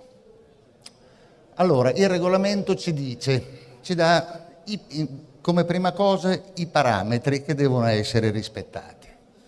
Dice che la temperatura deve essere fra meno 0,5 e al massimo 3 gradi centigradi dentro queste camere, dove io vi dico che 3 gradi centigradi sono un buon livello per maturazioni corte, da quello che si legge in bibliografia. Cioè corte intendo 20 giorni e un mese, ok?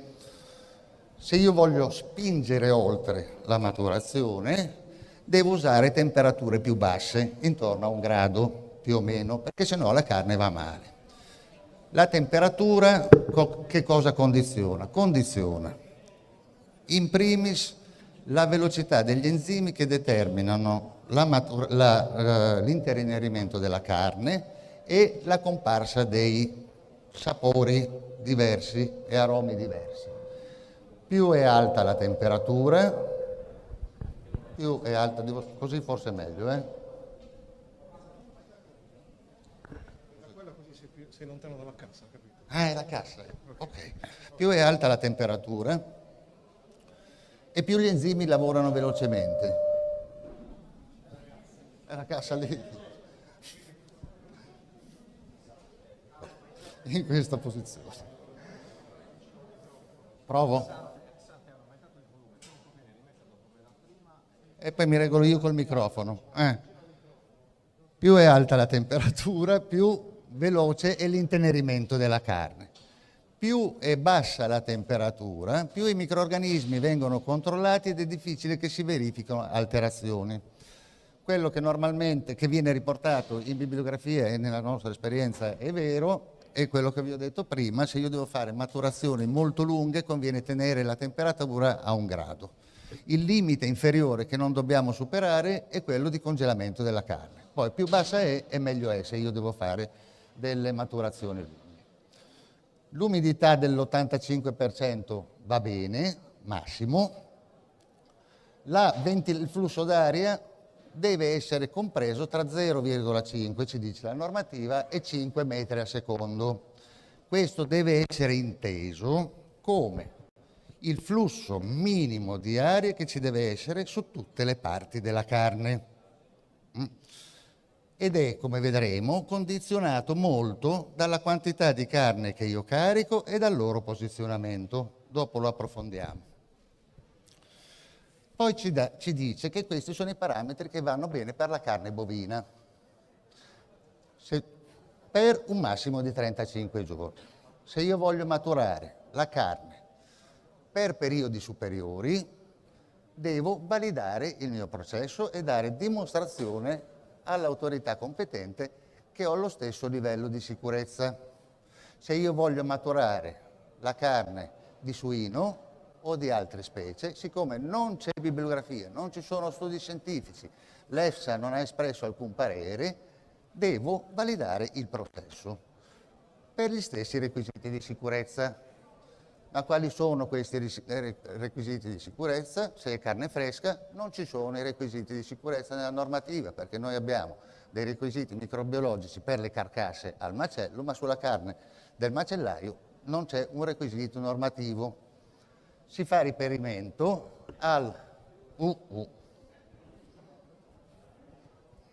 report dell'EFSA, pubblicato un paio di anni fa, da cui, come vedete, qui ci sono gli stessi numeri, sono stati presi i dati per fare la normativa. Il report dell'EFSA ha risposto a una domanda della Comunità Europea, che gli ha chiesto: la carne dry age è più sicura o è meno sicura della carne fresca?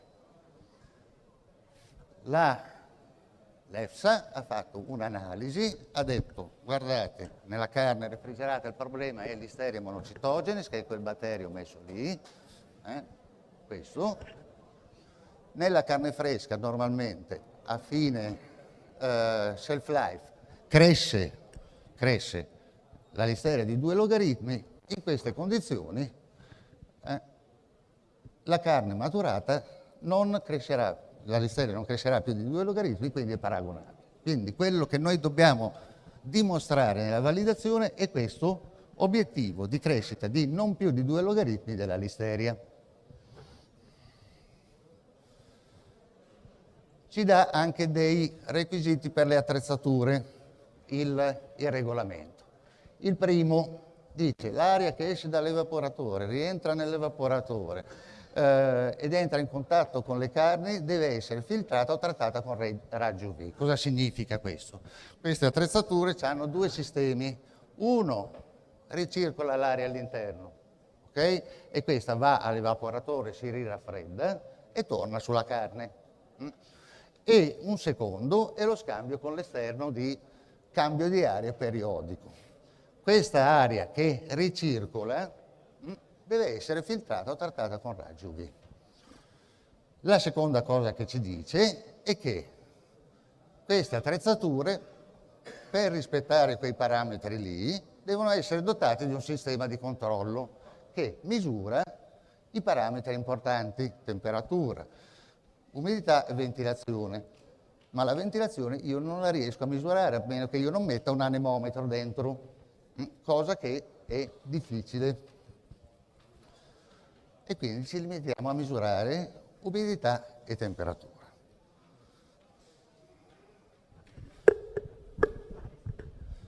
Sono attrezzature queste che non sono dei frigoriferi, ok?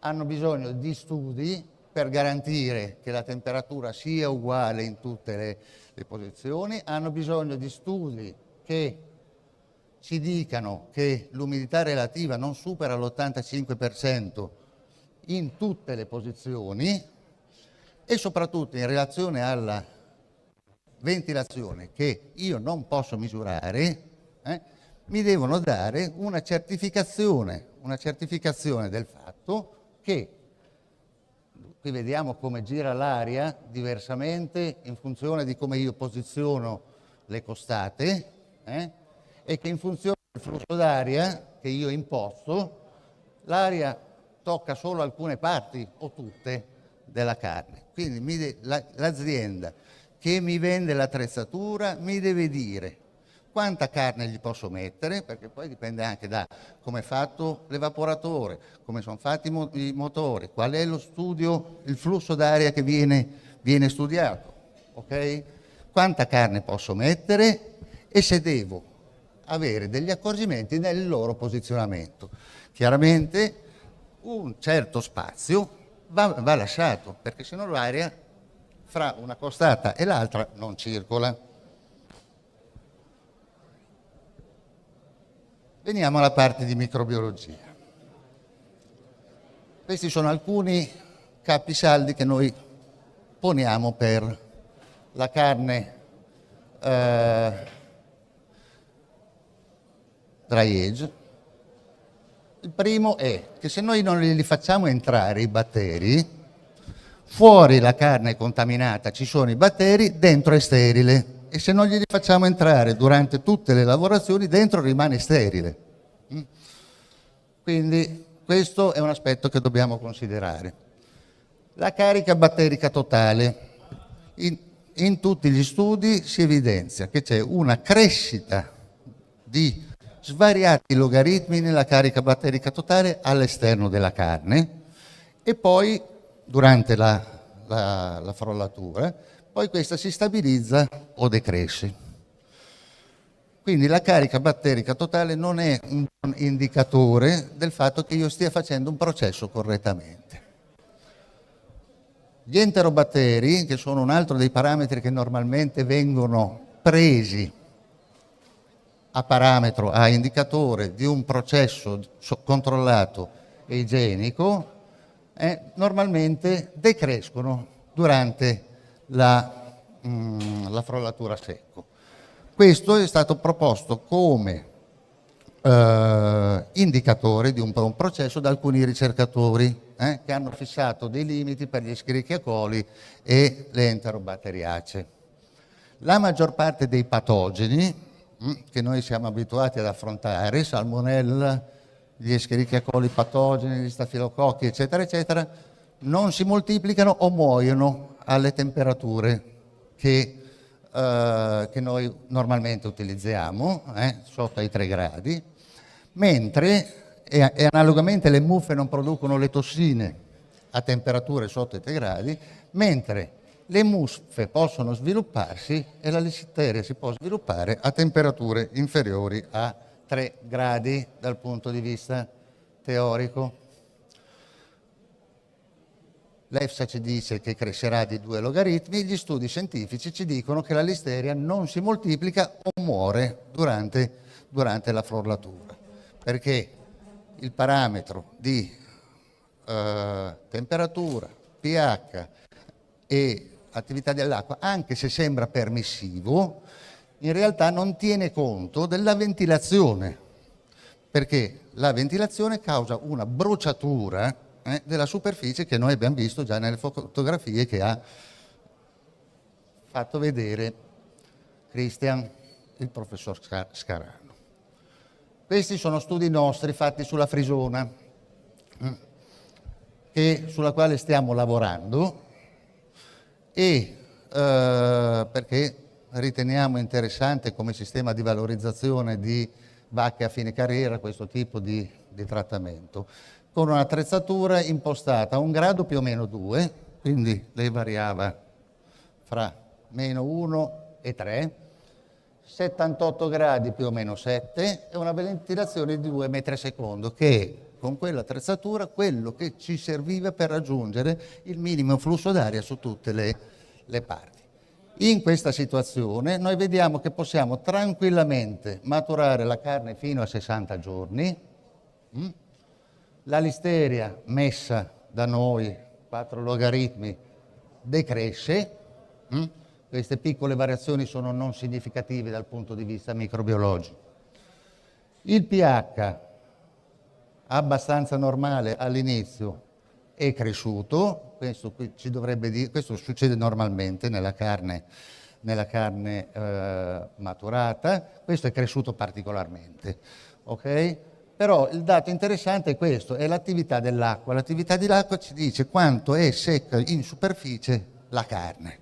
E se questo è indicatore di un prodotto fresco, 0,99, questo è già indicatore di un prodotto in cui di acqua ce n'è poca. E arrivati a questo punto non cresceranno più i batteri patogeni, ok? Significa che arrivati a questo punto, se fino a T60 vuol dire non era un problema, io posso maturarla quanto mi pare. Avrò perdita di peso, avrò vari dal punto di vista commerciale, farò dei ragionamenti dal punto di vista commerciale, ma dal punto di vista della sicurezza alimentare, con questi parametri, io posso maturarla quanto mi pare. Quindi andate a casa, impostate nella vostra macchina questi parametri e avete il processo validato. Questa è una buona notizia che vi do adesso.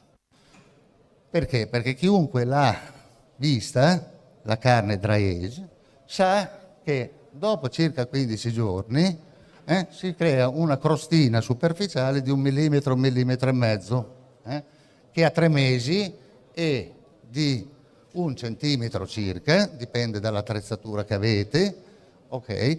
E che dura come il cuoio, gli puoi dare delle martellate, quindi non cresceranno i batteri, fino ad arrivare a 6-8 mesi, e poi ci sono fotografie in ogni dove.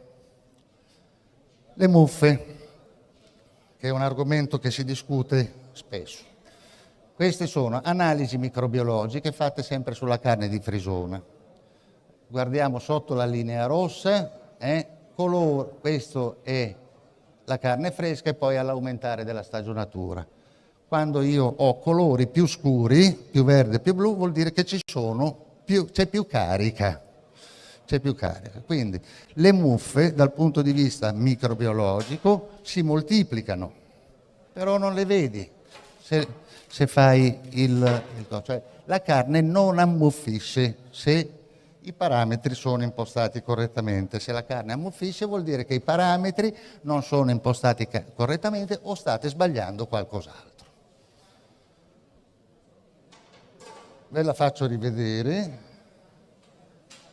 Penso che sia questo pezzo qui, poi portato a 90 giorni, questa è una foto di più giovane, di quando aveva 25-30 giorni, non ammuffito, tirato fuori dalla macchina, messo in frigorifero, una settimana succede questo, ok? A dirvi che non sono frigoriferi, cioè devono essere macchine progettate apposta. Veniamo alle attenzioni. Ci sono tagli che sono più adatti ad essere frollati rispetto ad altri, affrollati per lunghi periodi. Questo è un taglio, è la parte un po' più craniale della costata, che è poco adatto a essere frollato. Qui ci sono tutte le fasce muscolari. Quando si asciuga si crepa, si separano e ci dà due ordini di problemi. Il primo, che quando lo andate a rifilare, perché poi dentro queste crepature lui si asciuga, e per cui la crosta che io pensavo di avere di 1 centimetro mi diventa di 2-3 centimetri. Poi se si asciuga, se non si asciuga entrano i batteri e danno problemi all'interno. Quindi tagli che sono più netti, più facili da lavorare, sono più adatti. Se entrano i batteri succedono queste cose qua. Quindi grande attenzione quando le aprite, quando le rifilate, ad alterazioni di colore, che se sono localizzate in questo punto uno la taglia e ha risolto il problema. Se sono localizzati in punti come questo, la carne va scartata, anche perché ho provato a cuocerla dopo, ma quello che puzza da crudo puzza ancora di più da cotto. Allora, ci sono dei tagli che, anche se teoricamente sono adatti, fanno queste spaccature. Questo era un taglio teoricamente adatto. Una tecnica può essere quella della stuccatura, cioè si usa del grasso di bovino e si chiude, purché la fessurazione sia asciutta. Se no io chiudo i batteri dentro e faccio peggio. Questa tecnica della stuccatura, là si vede la carne tutta ricoperta di grasso, eccetera, eccetera, può essere utilizzata per ridurre il calo peso, purché voi facciate almeno 10-15 giorni di asciugatura superficiale, che è importante per la sicurezza. Dopodiché gli potete mettere il grasso. Questo riduce di un 20-30% nell'arco di un mese il calo peso, ma soprattutto riduce dell'80% la rifilatura, perché la crosta, che dopo un mese diventa spessa, normalmente, chiudendo e facendo perdere meno acqua, riduce lo spessore della crosta e quindi la rifilatura. Cioè succede quello che normalmente succede in queste porzioni della carne, dove la crosta non si forma e dove non c'è scarto. Questo può essere utilizzato per anche frollare tagli più piccoli per lunghi periodi, che normalmente non vengono fatti, perché questo è un filetto, ma se io metto questo pezzo a frollare per un mese e mezzo, è più quello che scarto che quello che riesco a utilizzare. Mentre così, ricoprendoli di grasso, riduco l'evaporazione e quindi posso utilizzare tagli anche più piccoli. Però 10 giorni senza grasso vanno fatti per far asciugare oppure anche del maiale, insomma, è stato fatto con queste tecniche. Allora, i ganci. Il gancio va piazzato sull'osso e il cordino va piazzato sull'osso, perché se io lo metto lì, porto i batteri che sono fuori li porto dentro e non va bene, perché poi dentro la carne non è più sterile, i batteri si muovono. Se li appoggio è preferibile il ripiano a griglia rispetto a quelli forati. Perché? Perché permette la circolazione dell'aria. Chiaramente non gli devo mettere sotto niente, la carne appena messa dentro comincia a sgocciolare, qualcuno gli mette sotto la vaschetta, ma io ho il foglio di carta, non va fatto perché ostacolo la circolazione dell'aria. Quello che va fatto è di mettere i tagli nuovi in basso, in modo che sgocciolino qui sul fondo, pulisco e poi man mano li sposto, quando hanno fatto la crosta li posso gestire tranquillamente. Quindi io vendo questa carne o vendo questa, devo ricaricare, prendo questa, la metto sopra e quella nuova la metto sotto. L'ultima consiglio. Allora, abbiamo detto la carne all'interno è sterile. Fuori la carica microbica è elevata, non ci sono patogeni, non ci sono segni di alterazione, ma di microbi ce n'è tanti. Quando io rifilo e taglio, quello che fuori lo porto dentro, naturalmente, ok? Con la carne maturata, siccome è già parzialmente digerita, abbiamo sentito prima, è più digeribile dagli enzimi, che è più facilmente aggredibile anche dagli enzimi dei batteri, ok? Come è più digeribile per noi è più digeribile per loro, quindi la conservazione è più delicata. Quindi devo ridurre il trasferimento dall'esterno all'interno. Come faccio? Prima cosa, uso degli strumenti puliti. Poi, sega, coltelli, che io uso per la rifilatura e per togliere, voglio dire, le parti esterne, li devo pulire se li voglio riusare. Perché dopo, cosa c'ho? C'ho una superficie esposta e comincio a fare, diciamo, le varie costate. E quello che c'ho sul coltello lo porto dentro. Allora lo pulisco e o cambio. Tutte le rifilature sono molto contaminate. La prima cosa che devo fare, prendo e le metto nel bidone della spazzatura dei sottoprodotti. Ok? Bene. Quando ho finito di rifilare la carne, ho una superficie molto contaminata. Prima di metterci dell'altra carne, che magari è quella fresca, o lavorarci magari che ne so, ci faccio le salsicce, quello che è, disinfetto per bene. Perché lì ci sono molti batteri rispetto a quello a cui io sono abituato di solito. La shelf life dopo, adesso magari Cristian qualche dato ce l'ha, io ho trovato un solo studio fatto da Napoli, dall'Università di Napoli, nella carne di bufalo. Allora, non sottovuoto a 4 gradi centigradi, 5 giorni, a vedere dai dati che loro hanno pubblicato, quando i batteri diventano tanti, eccetera, eccetera, circa. A 2 gradi io raddoppio. Questo ricordatevi, pochi gradi di differenza fanno un'enorme differenza in termini di risultato. Abbiamo visto anche già prima la differenza fra 3 e 1 grado in termini di risultato.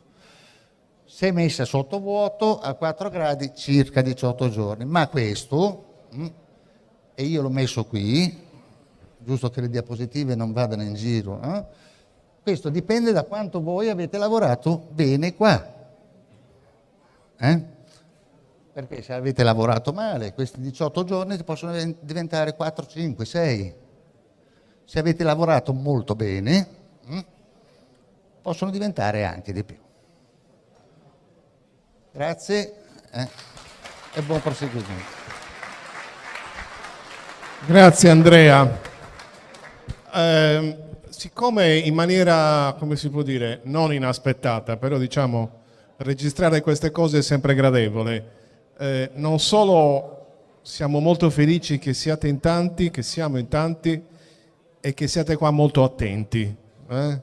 Evidentemente abbiamo intercettato, col piccolo che possiamo fare, un interesse, e vi dico anche che adesso in particolare vedevo facce molto interessate in queste ultime dia che ha proiettato Andrea. Noi abbiamo tutto l'interesse a diffondere queste cose al di là di questo momento. Noi abbiamo sia sulla pagina Facebook Promo Bovis la segnalazione del link al sito della cooperativa, dove trovate il progetto Promo Bovis con una serie di materiali che sono in alcune newsletter che alimenteremo in questi prossimi giorni, e queste cose, diciamo la sintesi delle cose più importanti di questa mattinata, li trovate lì, per cui come primo inizio di avere una guida che soddisfi appunto l'interesse che vedevo in tanti di voi, li trovate online, ok? Per cui siamo pronti a diffondere il verbo, come si dice. Allora, prima di passare all'ultima parte della mattina, nella quale daremo voce ad alcune personalità illustri del luogo, voglio fare un appello, e cioè, dopo questa piccola tavola rotonda che concluderà la mattina, ci sarà quella bella pausa in cui tutti consumeremo e chiacchiereremo, e poi inizierà la gara vera e propria dopo questa pausa in cui prendiamo fiato. Quindi inviterei i macellai che sono protagonisti di questa gara ad avvicinarsi. Se vedo Ilario vi faccio vedere anche la faccia di quello che dovete seguire, però insomma avvicinatevi qui al banco, perché così avrete tempo di di fare una piccola riunione fra di voi e gli amici di Federcarni, che è chiaramente la prima occasione che avete di incontro e quindi di racconto più specifico di quello che succederà nella seconda parte della giornata. Se vogliamo fare l'appello. Chiamiamo le coppie, le formazioni. Ilario Lui di Federcarni, organizzatore di questa giornata. Grazie Marco.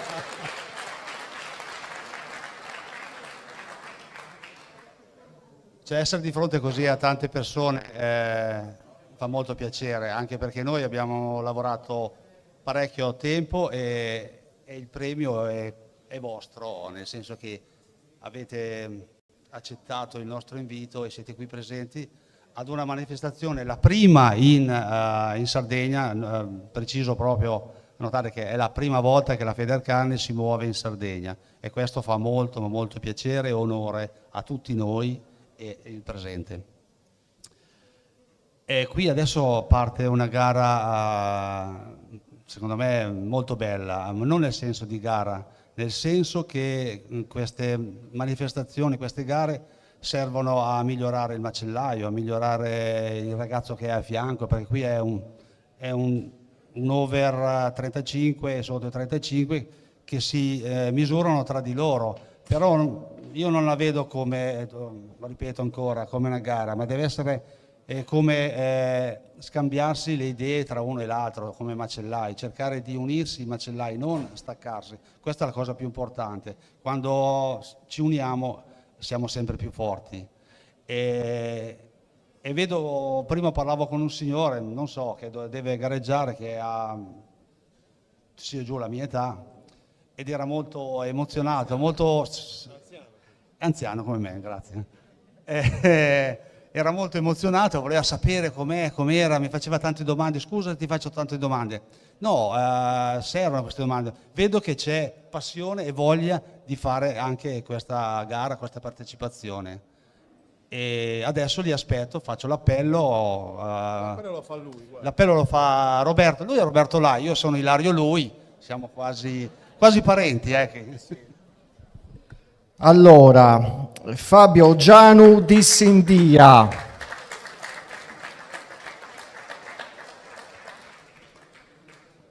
Grazie Dario. Fabio Ucheddu di San Gavino Monreale. Guido Poddi di Cabras. Nicola Poddi di Cabras. Daniele Fiori di Ploaghe, Nicola Carta di Tiesi. Antonio De Dola di Sassari con Mario Mannu di Tiesi, Cristian Pisano di Oristano con Alessia Flori di Zerfaliu, Samuele Muru di Iglesias con Mauro De Logu di Usini, Gianni De Muro con Mattia Salvatore Azzei di Oristano. Prego, seguite Ilario, preparatevi, noi gli altri sono in giro, quindi andate a cercare gli altri. Qualcuno adesso andrà a recuperare anche gli altri, ma siamo fiduciosi. Comunque, tanto siete là dietro, ok, a chiacchierare, ok. Bene, buon lavoro e ci vediamo dopo la pausa. Guarda, fategli un applauso che l'uscita va sempre accompagnata, né me.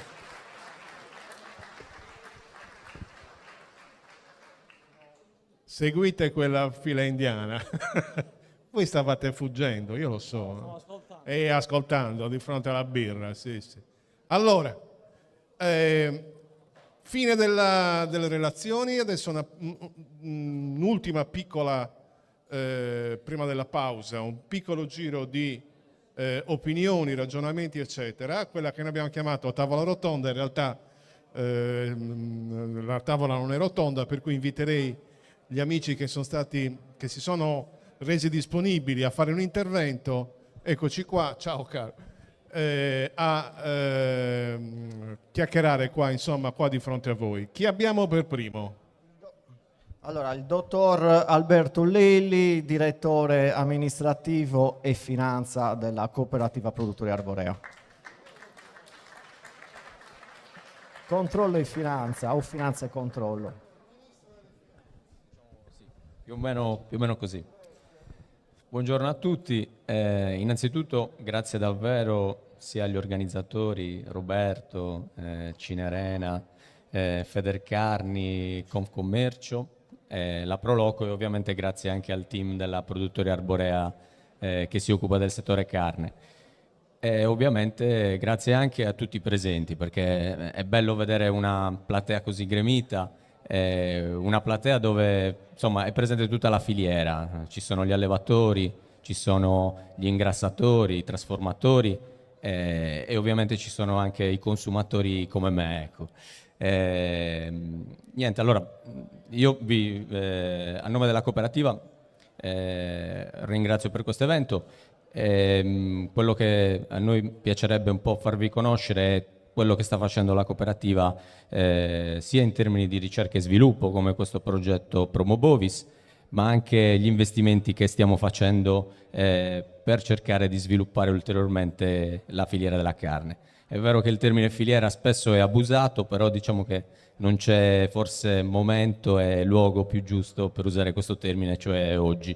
La cooperativa sta sviluppando sia la filiera del bovino nato e allevato in Sardegna. Stiamo cercando di portare un po' quella che è la filosofia delle 4S, cioè il vitello nato in Sardegna, allevato in Sardegna, macellato in Sardegna e confezionato in Sardegna. Oltre a quello, ovviamente, siamo anche presenti in una filiera a livello nazionale dove invece andiamo a sviluppare le 4I, quindi nato in Italia, allevato in Italia, macellato in Italia e confezionato in Italia. Il progetto Promobovis fa parte della misura dove è presente il nostro progetto integrato di filiera, dove vogliamo sviluppare la linea del biologico. Gli investimenti prevedono sia la realizzazione di una stalla a Bassa Cutena in comune di Tempio Pausania, dove andremo a raccogliere tutti i vitelli che hanno lo status di biologico. Oltre a quello è previsto anche il rinnovo del matatoio qua ad Arborea. È una misura molto importante perché poi permette anche di creare quelle sinergie con gli allevatori della linea Vacca Vitello, e quindi tutti i vitelli allo stato brado che andiamo a raccogliere diciamo soprattutto nel Nord Sardegna, poi in realtà li raccogliamo un po' in tutta la Sardegna. La produttori si sta impegnando tanto sul tema della carne, è vero che poi noi svolgiamo anche un ruolo all'interno del settore ortofrutticolo, quello mangimistico, ma in realtà poi questi tre settori sono molto interrelati tra loro. Nel contratto di filiera nazionale abbiamo un piano di investimenti importante, parliamo di circa quasi 25 milioni di euro. Tra questi c'è sia lo sviluppo di diverse linee per migliorare le linee di produzione dei mangimi, ma ci sono anche degli investimenti per rinnovare, ristrutturare e migliorare anche il nostro centro di allevamento qui in Sardegna. Infatti andremo a rinnovare tutte le stalle con dei nuovi tetti con degli impianti fotovoltaici. Parliamo di un impianto fotovoltaico da 1,5 MW. In più abbiamo anche in realizzazione una stalla d'Arzachena per la raccolta dei vitelli. Questi vitelli che ovviamente non avranno in quel caso il requisito del biologico, ma saranno dei vitelli convenzionali che verranno raccolti e o ingrassati nel nostro centro allevamento qui ad Arborea, oppure seguiranno la filiera quella sardo-veneta, quella del contratto di filiera nazionale. Per noi sono importanti questi investimenti perché ci permettono finalmente di farci conoscere ulteriormente. Non vi nego che stiamo anche lavorando sulla parte marketing.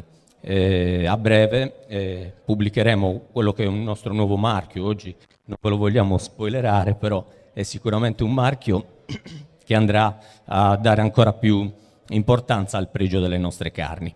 Niente, io ancora vi ringrazio e buon proseguimento e buona visione della gara tra macellatori. Grazie a tutti. Grazie Alberto. Ora Fabio Manconi, responsabile settore carne della Produttori Arborea. Fabio. Buongiorno a tutti e grazie di essere qua. La maggior parte dei presenti sono tutti macellai e qualche ospite università e non so, allevatori, un po' di tutto. Vi ringrazio della presenza e ringraziamo anche Federcarni per averci dato l'opportunità di collaborare a questo progetto. Mi auguro che sia un inizio di un progetto che metta a condizioni oggi la macelleria, diciamo, di valorizzare, portare sui vostri banchi la realtà di quello che sia il mercato di oggi e la proposta di oggi. Forse il nostro lavoro è il primo alla fonte e vi garantisce oggi la qualità e l'attenzione di un prodotto nato, allevato e macellato in Sardegna. Sembra una parola semplice da presentare, ma dietro a tutto questo c'è un lavoro di università, di figure che valorizzano il prodotto giorno per giorno, vanno nei nostri bradi di tutta la Sardegna, Gallura, Nurra, Tregenta, soci, associati, tutte figure che in tutto questo progetto danno modo a voi di poter valorizzare quel prodotto nei vostri banchi.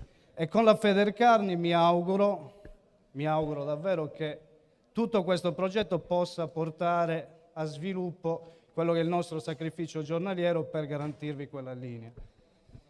Tutto quello che posso dire è: noi oggi come cooperativa siamo presenti in tutto il mercato sardo.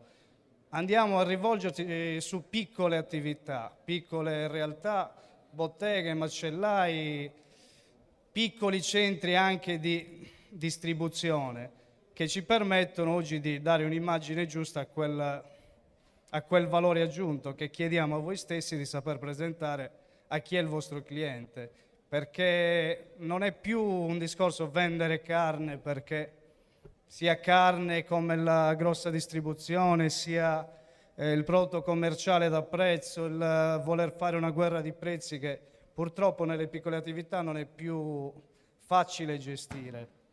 Il vostro lavoro deve essere quello di valorizzare al meglio la vostra professionalità, avere valori aggiunti che possono essere la proposta di mercato di oggi, vedere che il pubblico che ieri poteva essere la massaia che passava tutto il giorno a preparare il pranzo per la famiglia è cambiato. Dai, diciamo che le famiglie di oggi hanno bisogno di avere un prodotto di qualità, ma anche che dia condizione di essere pronto in pochi minuti. E lì c'è il vostro lavoro, la vostra presentazione di un'attenzione, di conoscenza anche di quello che vi portiamo noi all'interno delle vostre macellerie e anche un'attenzione di gestione di quello che possa essere quel prodotto. Quindi una frollatura, una maturazione, una lavorazione particolare, dei tagli che comunque oggi hanno preso piede e riuscite a presentare nel miglior modo di proposta, anche esposizione, banchi che si arrivi in una macelleria e il primo impatto sia quello di avere davvero un'esposizione che possa rendere appetibile anche poi l'acquisto di questo prodotto. E poi anche presentare la storia di quello che sia il sacrificio di avere quel prodotto all'interno dei vostri punti vendita. Anche quel valore aggiunto che purtroppo costa anche a noi produrre, avere un prodotto di qualità preso dai bravi, garantire ai nostri soci anche di portare avanti quella linea che sta diventando ormai difficile portare a finitura. Oggi un piccolo allevatore non è in grado di gestire un ingrasso del suo allevamento perché costi di gestione e tutto non glielo permettono più. Quindi Arborea oggi col progetto di centro ingrasso, che oggi è il primo centro ingrasso in Sardegna per volumi e dimensioni, garantisce di gestire l'animale in un benessere animale, in un'attenzione sanitaria e con dei specialisti portarlo a finitura nel valore qualitativo che oggi il mercato richiede, quindi una conformità, una struttura muscolare, delle infiltrazioni di grasso, la richiesta che oggi quel mercato un po' ti chiede, dai, diciamo nato allevato ma non solo, gestito su una fase e un ciclo di alimentazione lungo, non un prodotto spinto in batteria che sia un prodotto non più di qualità ma un prodotto commerciale. Quindi il lavoro più importante, oltre al sacrificio nostro giornaliero, è il vostro, è quello di raccontare a chi sia il cliente finale, che poi è il vostro cliente, di conseguenza il nostro cliente, quello che è la storia di quel prodotto. E lì cercheremo, se la Federcarni ci appoggia, di darvi anche modo e formazione di portarvi a dare l'immagine giusta di quello che è il vostro lavoro, non solo svegliarsi la mattina alle 6, finire la sera alle 10 di notte, pensare a quel volume di lavoro, quella mole di lavoro che poi in sostanza non vi dà neanche modo di avere i margini giusti per poter portare avanti oggi quello che sia la vostra attività. Perché molto ci battiamo per avere attenzione, qualità e tutto, però non sappiamo presentarla. E quella presentazione per voi è quel valore aggiunto che vi garantisce anche di tenere aperte le vostre botteghe. Oggi Arborea col suo progetto vuole accompagnare più che altro quelle che sono le piccole realtà e non distribuire nella grossa distribuzione, perché questo lavoro non darebbe a noi il valore di tutto questo circuito che abbiamo costruito. Quello che vi posso dire oggi spero che sia un inizio è una veduta anche vostra di iniziare a capire cosa il mercato davvero vuole giorno per giorno, dare un'immagine a quello che è la vostra attività, che sia sui social, che sia anche tu per tu col vostro cliente, però vi chiedo di raccontare quello che è il vostro lavoro. Oggi siete dei professionisti che la mattina si devono svegliare col sorriso, ma non con la difficoltà di poter gestire quello che oggi è la vostra macelleria. Non so, io sono un po' breve e diciamo le cose che dico sono forse anche d'impatto, però forse è un volervi stuzzicare e mettervi in condizione di pensare, ma forse meglio un'ora in meno, meglio 2 clienti in meno, ma non vado a scontrarmi col prezzo, con quello che può essere un prodotto commerciale. Il mio lavoro deve essere pagato, ogni giorno sacrifico per poter garantire alla mia famiglia di non avere difficoltà economiche, di gestire la mia attività. Quindi da qua si inizia. Vi posso dire, forse questa giornata ci avvicinerà un po' tutti, ci metterà in condizioni di capire anche tramite professionisti che abbiamo avuto qua davanti cosa davvero si studia sul mercato, cosa si valorizza, da quale punto partire per dare quel valore in più al prodotto.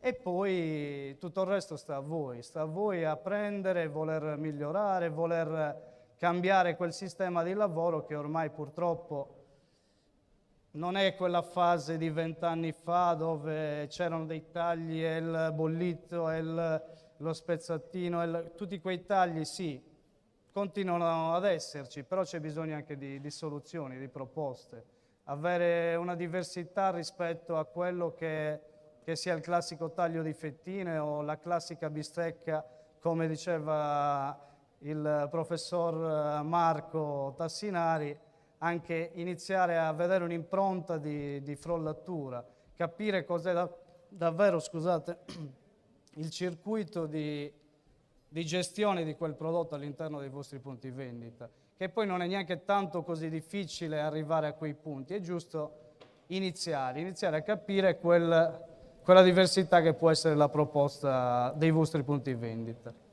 Scusate, io chiudo qua, mi auguro che sia stato incisivo e poi volevo anche presentare dietro a tutto questo circuito la squadra che davvero ci dà supporto. Io sono uno di questi elementi, ma voglio che tutti gli elementi vengano qua. Quello che sia il centro ingrasso, noi abbiamo un centro ingrasso con degli operatori, abbiamo un alimentarista qua davanti, prego, abbiamo dei compratori, abbiamo un veterinario aziendale, abbiamo un capostalla, operatori, vai, ce n'è. Ok, iniziamo a presentare. Sandro Ghis, complimenti, ci arrangiamo ancora. Dai, siamo commerciali, quindi siamo in grado anche di dire due fesserie ogni tanto. Scusate, ma qua hanno fretta, ho bisogno di presentare tutti. Ok, Daniele si occupa all'interno del mattatoio tracciabilità, benessere animale, qualità. Alberto Manias, alimentarista della nostra stalla. Paolo lo stesso, Paolo Carta, non vi dico cognomi perché poi mi perdo. Paolo Carta, benessere animale, tracciabilità, macellazione. Veterinario aziendale Enrico. Sandro lo stesso, tracciabilità, macellazione, controllo, tracciabilità, quindi bolo all'interno del rumine di ogni capo che ci garantisca che quella filiera che oggi noi seguiamo sia proprio un riconoscimento adeguato di quel capo. Quindi oggi vi tracciamo la realtà di quello che può essere il prodotto nato, allevato e macellato in Sardegna. Noi abbiamo certificazioni CSQA su mattatoio e su centro ingrasso. Anche questo è un lavoro che grazie a Cinzia abbiamo potuto sviluppare quest'anno. Vado avanti. HCCP Progetti Cinzia, quindi. Simone Panetto, centro ingrasso per quanto riguarda amministrazione. Niccolò, operatore centro ingrasso. Ivan, operatore centro ingrasso. Simone, lo stesso amministrazione centro ingrasso. Daniel, amministrazione centro ingrasso. Il nostro bell'anziano rimesso in gara, Nalli, si occupa di valutare i cappi nei bradi e portarli poi alla fase dell'ingrasso per poi essere chiusi e messi sul mercato. Donato, operatore, mezzi e gestione un po' sull'alimentazione dei capi giornaliera. Qua abbiamo il nostro responsabile centro ingrasso di stalla, Umberto. Cinzia è l'unica femmina, ma che vale più di tutti gli altri uomini. Qua lo stesso Davide, operatore centro ingrasso, e qua le due figure che ci aiutano ogni giorno a girare tutti i bradi della Sardegna e avere collaborazioni con gli allevatori nella scelta dei capi che poi portiamo nelle vostre macellerie. Vi ringrazio, scusate dell'allungamento di discorso, però ci tenevo a presentare la squadra che davvero lavora ogni giorno per voi. Adesso tocca a voi. Inizia la giornata, io mi metto da una parte e do il microfono a Roberto Ollai. Prego. Grazie di tutto.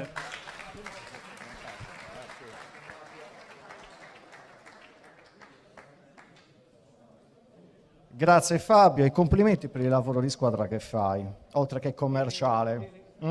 Di cui ci hai dato un saggio adesso. Bravissimo.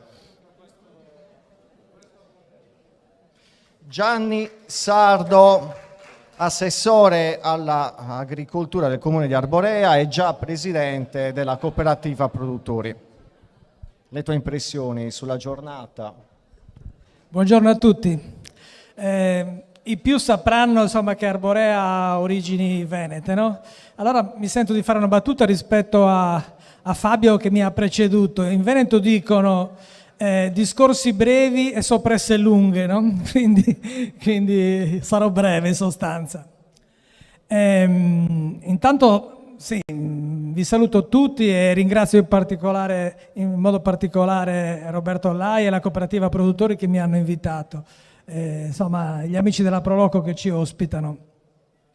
La mattinata di oggi mi rende particolarmente felice. Vedo progetti che hanno preso gambe quando io ero presidente della cooperativa camminare e finalmente approcciarsi a compimento. Quindi dal mio punto di vista insomma, è una grande soddisfazione enorme che ho avuto nel rapporto che l'università ha con Arborea e con la cooperativa produttori.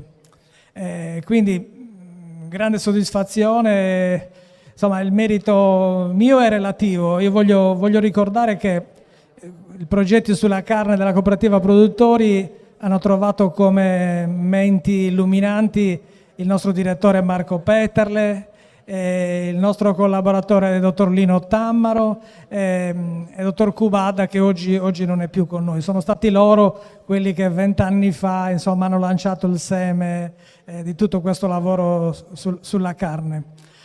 Insomma, chiudo con una domanda però. Si è parlato stamattina di tante cose, benessere animale, ma la domanda è: la produzione bio darà benessere all'allevatore? Questi 2,60 € di costi maggiori che un allevatore sostiene, ok, 2,60, addirittura le interviste parlavano di oltre 4 euro. Ecco, daranno soddisfazione dal punto di vista economico all'allevatore? Io da allevatore l'approccerei con difficoltà il discorso biologico, perché non sono convinto che tutto il lavoro che ci ha preso maggiori costi siano soddisfatti economicamente poi dal mercato. Di nuovo grazie a tutti. Grazie a te Gianni. La domanda, il quesito di Gianni Sardo lo farei ad Aldo Manunta, che anche lui ha un intervento programmato. Ecco, secondo te la filiera del bovino nato e allevato in Sardegna biologico avrà degli effetti positivi sugli allevatori? Allora, prima di tutto buongiorno, grazie alla cooperativa produttori, a Roberto per l'invito a questa giornata di divulgazione di questo progetto, dove noi come Associazione Allevatori della Regione Sardegna abbiamo partecipato, devo dire, in maniera molto positiva, perché in una fase del progetto c'era l'esigenza di dover identificare le razze che arrivavano al centro ingrasso e noi abbiamo messo a disposizione i nostri tecnici che nel riconoscere le razze sono anche esperti di razza, quindi hanno un'alta competenza. La domanda non è facile, ci vorrebbe una bella palla di cristallo, ma diciamo che le analisi internazionali dicono che il biologico sarà un trend sempre più positivo, perché nei paesi del nord ormai il biologico è richiestissimo. Oltretutto noi abbiamo il vantaggio di avere dei territori, dei pascoli che hanno delle sostanze pabulari di eccezionale valore. Noi oggi Come associazione allevatori seguiamo circa 3.000 allevamenti bovini da carne, compresi ovviamente le razze rustiche, quali sono la sarda bruna e la sarda modicana. E in particolar modo per quanto riguarda la sardo-bruna stiamo cercando di convincere l'ente selezionatore che è l'ANACRI di iniziare una selezione per le due linee, ossia per la linea latte e per la linea carne, perché oggi purtroppo questo non esiste, perché crediamo che sulla sardo-bruna, che ha una storia molto simile, c'è un volume della Federcarni che viene distribuita, una storia molto simile come origine a quella della marchigiana.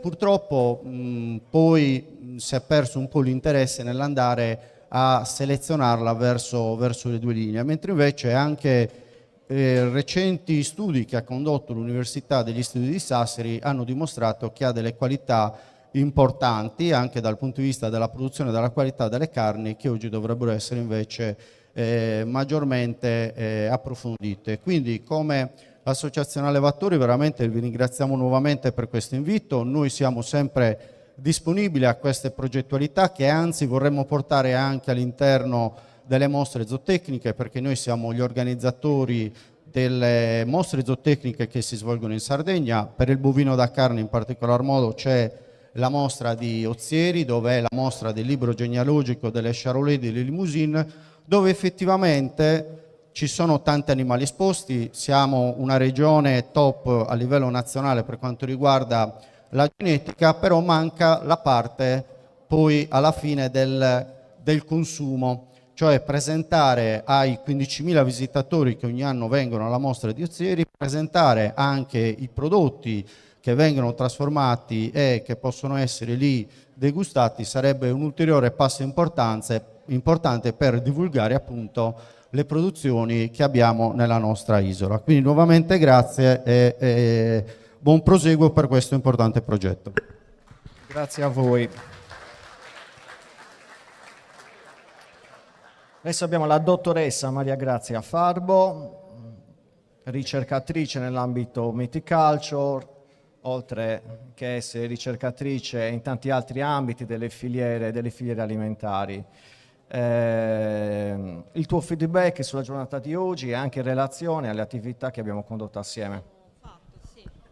Intanto grazie Roberto dell'invito, grazie alla Cooperativa Produttori di Arborea, a tutti voi. Oggi anzi è una giornata di festa, perché comunque ho rivisto molte facce amiche tra non solo tutti i produttori, ma anche quindi dal campo fino ad arrivare comunque al banco della macelleria. Quindi già in gara ci sono differenti macellai che hanno collaborato con noi. E quello che oggi abbiamo parlato e abbiamo detto differenti volte, la parola sinergia. Sinergia che è stata instaurata proprio tra l'università e la cooperativa di Arborea, ed è stata di fondamentale importanza perché la stessa cooperativa ci ha permesso di entrare nei loro laboratori, quindi abbiamo visto già comunque nel mattatoio, ci hanno permesso di poter lavorare e di poter anche vedere eventuali, come ha rilevato anche Cristian nella precedente presentazione, anche delle criticità. Però tutto questo è stato di crescita sia per noi sia per quanto riguarda anche loro, perché insieme abbiamo fatto un percorso, se mi confermi Roberto, anche per quanto riguarda, come diceva sempre anche il professor Gutierrez o anche Tassinari, la tecnologia, la nuova tecnologia, che è già un processo comunque di trasformazione delle carni per quanto riguarda la frollatura, ma ci siamo spinti anche oltre, perché anche noi abbiamo provato a valorizzare una vacca a fine carriera, che era quella della frisona, quindi abbiamo aggiunto un tassello ancora in più. Quindi abbiamo acquisito noi delle informazioni importanti, che quindi stanno già facendo un bagaglio culturale, delle informazioni importanti per loro produttori e anche, per così dire, i loro stessi clienti, che sono i macellai. Però adesso io rivolgo un altro quesito. Cioè, secondo voi sarebbe necessario fare anche formazione, quindi non solo in questo caso ai produttori, non solo ai primi acquirenti, che in questo caso sono i macellai, ma anche a voi, perché noi stessi siamo consumatori. Quindi sarebbe secondo voi anche magari auspicabile avere giornate come queste rivolte non solo ai produttori, non solo, quindi, ma anche ai clienti, a noi stessi consumatori, quindi essere più consapevoli quando ci rivolgiamo al nostro macellaio di fiducia, che è un professionista. Grazie ancora per la giornata e per l'invito. Grazie a te. Rimbalzo la domanda al professor Azzori. Dov'è il professor Azzori? Eccoci qua. Professore di zootecnica all'Università di Sassari. Gli facciamo questa domanda. Secondo te dobbiamo fare formazione non solo agli studenti, non solo agli allevatori, ma anche ai consumatori e soprattutto ai macellai? E in che modo? Grazie Roberto e alla cooperativa produttori per l'invito, Alberto Azzori, sezione di zootecnica Università di Sassari. Sicuramente oggi per rispondere alla domanda, una delle cose fondamentali è la formazione nell'intera filiera, cioè oggi la parte tecnica è solo un piccolo tassello di tutto quello che è il risultato dell'intero settore, quindi le figure, l'organizzazione, la formazione del personale in termini unitari e non per tipi di competenze è fondamentale. E qui non servono solo le competenze zootecniche e veterinarie, ma servono anche altri tipi di competenze, come stiamo vedendo in altri settori. Per quanto ci riguarda, zootecnica, università, cosa stiamo facendo come ricerca scientifica e sulle priorità del settore? Priorità del settore oggi principalmente 3. In Sardegna, a parità di consistenza delle vacche nutrici allevate, che sono circa 150.000, aumentare la produzione di vitelli svezzati, aumentare la possibilità e potenziare l'ingrasso in Sardegna e favorire quello che è il trasferimento di vitelli per l'ingrasso nelle altre regioni italiane con elevati standard qualitativi per favorire il lavoro a valle della filiera. La qualità della carne non è materia solo del macellaio e del post macellazione, ma si crea nelle fasi iniziali della filiera. Quindi qui mi riallaccio a quello che diceva il dottor Lelli su un progetto di contratto di filiera che partirà a breve anche per la parte scientifica. 1,5 milioni dei 25 milioni di euro di investimento sarà dedicato alla relazione fra tecniche di allevamento e qualità della carne, con ruolo principale della cooperativa produttori, principalmente su 3 ambiti: quello di caratterizzare e migliorare la parte dell'arrivo ai centri ingrasso di vitelli svezzati con elevato peso e soprattutto di caratterizzarne l'eterogeneità. Su 280.000 capi bovini da carne in Sardegna, circa il 50%, come diceva anche il dottor Manuta, sono meticci, quindi uno dei più grossi problemi è il fatto che ci sia nei centri ingrasso e nelle fasi di ingrasso e di finissaggio elevata eterogeneità che condiziona poi la valorizzazione in termini di qualità della carne, processi e protocolli di frollatura. Quindi saranno eseguite le caratterizzazioni dal punto di vista genetico, previsto di genotipizzare circa 1000 animali e studiare in parte di questi le relazioni con la qualità della carne, assieme allo sviluppo di protocolli alimentari e di allevamento nei centri ingrasso che tengano conto della precocità dei tipi genetici, in modo da capire quali sono gli animali che alla fine del processo possono essere avviati alla valorizzazione con le frollature di più lungo periodo, di medio periodo o di corto periodo. Il terzo punto è quello di valorizzare i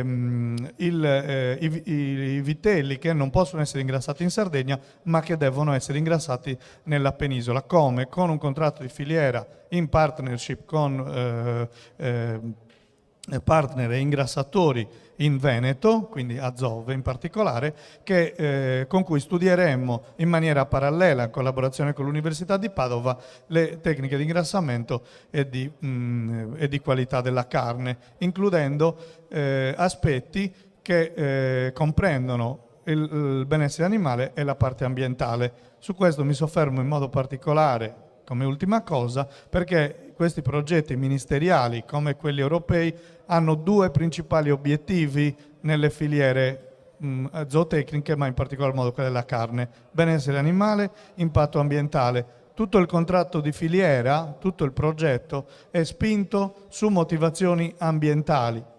Cosa vuol dire? Limitare il consumo di risorse attraverso un efficientamento tecnico e mantenimento degli standard di benessere, quindi benessere animale, aumento della quantità di alimenti sul mercato e parametri, monitoraggio e miglioramento dei parametri ambientali. Con cui chiudo e ringrazio Roberto e la cooperativa produttori, nuovamente tutti i colleghi per questa giornata. All'ultimo discorso non spettava la sintesi, ma le ultime parole sono sempre quelle delle sfide. Grazie Alberto. Abbiamo altri interventi. Avrei piacere di un intervento del dottor Bruno Scuto, nostro sponsor, oltre che esperto di conservazione delle carni. Buongiorno, mi associo ai ringraziamenti che tutti i miei predecessori hanno fatto a voi. Io rappresento a livello Italia la direzione commerciale di Eurocrior, che è una delle attrezzature che vedrete qui all'interno di questa iniziativa come strumento di supporto.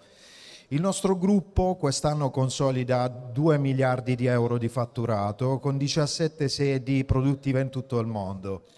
Cercherò pertanto di portarvi un po' quella che è l'esperienza, quello che ci ritorna da circa 42 milioni di euro di fatturato, sulla progettazione delle nostre attrezzature, sui modelli economici che sono dietro, non le botteghe, a noi non piace chiamarle botteghe, ma negozi degli specialisti del cibo e del buon cibo.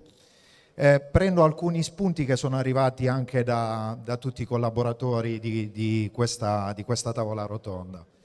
Punto primo: temperatura, umidità relativa, flusso dell'aria all'interno dei prodotti. Non funzionano soltanto per la frollatura, ma anche per ogni singolo prodotto. Considerate che nei nostri studi provengono queste informazioni per tutte le tipologie di prodotti, inclusi i latticini, formaggi a mezza stagionatura o a stagionatura completa.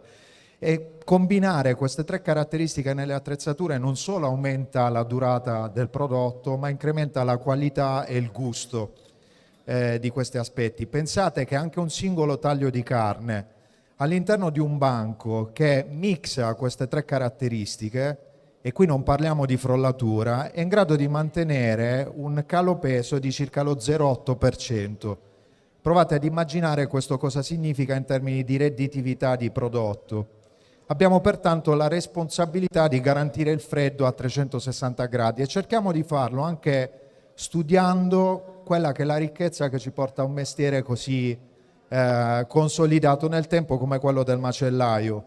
Considerate che conservare un buon prodotto e avere delle attrezzature di valore significa anche capire le esigenze di chi è dietro quel banco, quindi caratteristiche di ergonomia, la possibilità di mantenere il banco allestito per l'intera giornata senza doverlo svuotare, perché di notte ha delle modalità di funzionamento a livello cella. Pensate cosa significhi in un business come quello degli specialisti del cibo dover vendere fino alla chiusura del negozio e non dover riallestire il banco la mattina. Lavoriamo a 360 gradi e qui chiudo anche in altri 2 aspetti. La propensione del cliente. Oggi un cliente che arriva di fronte a una torre ha pochi elementi di distrazione visiva e quindi si lascia catturare dai prodotti all'interno del banco, il banco è in grado di vendere a quel punto. E ultimo aspetto, la sostenibilità ambientale. Il gruppo EPTA quest'anno ha deciso di abbandonare completamente gli HFC, quindi gas inquinanti nel rispetto della normativa.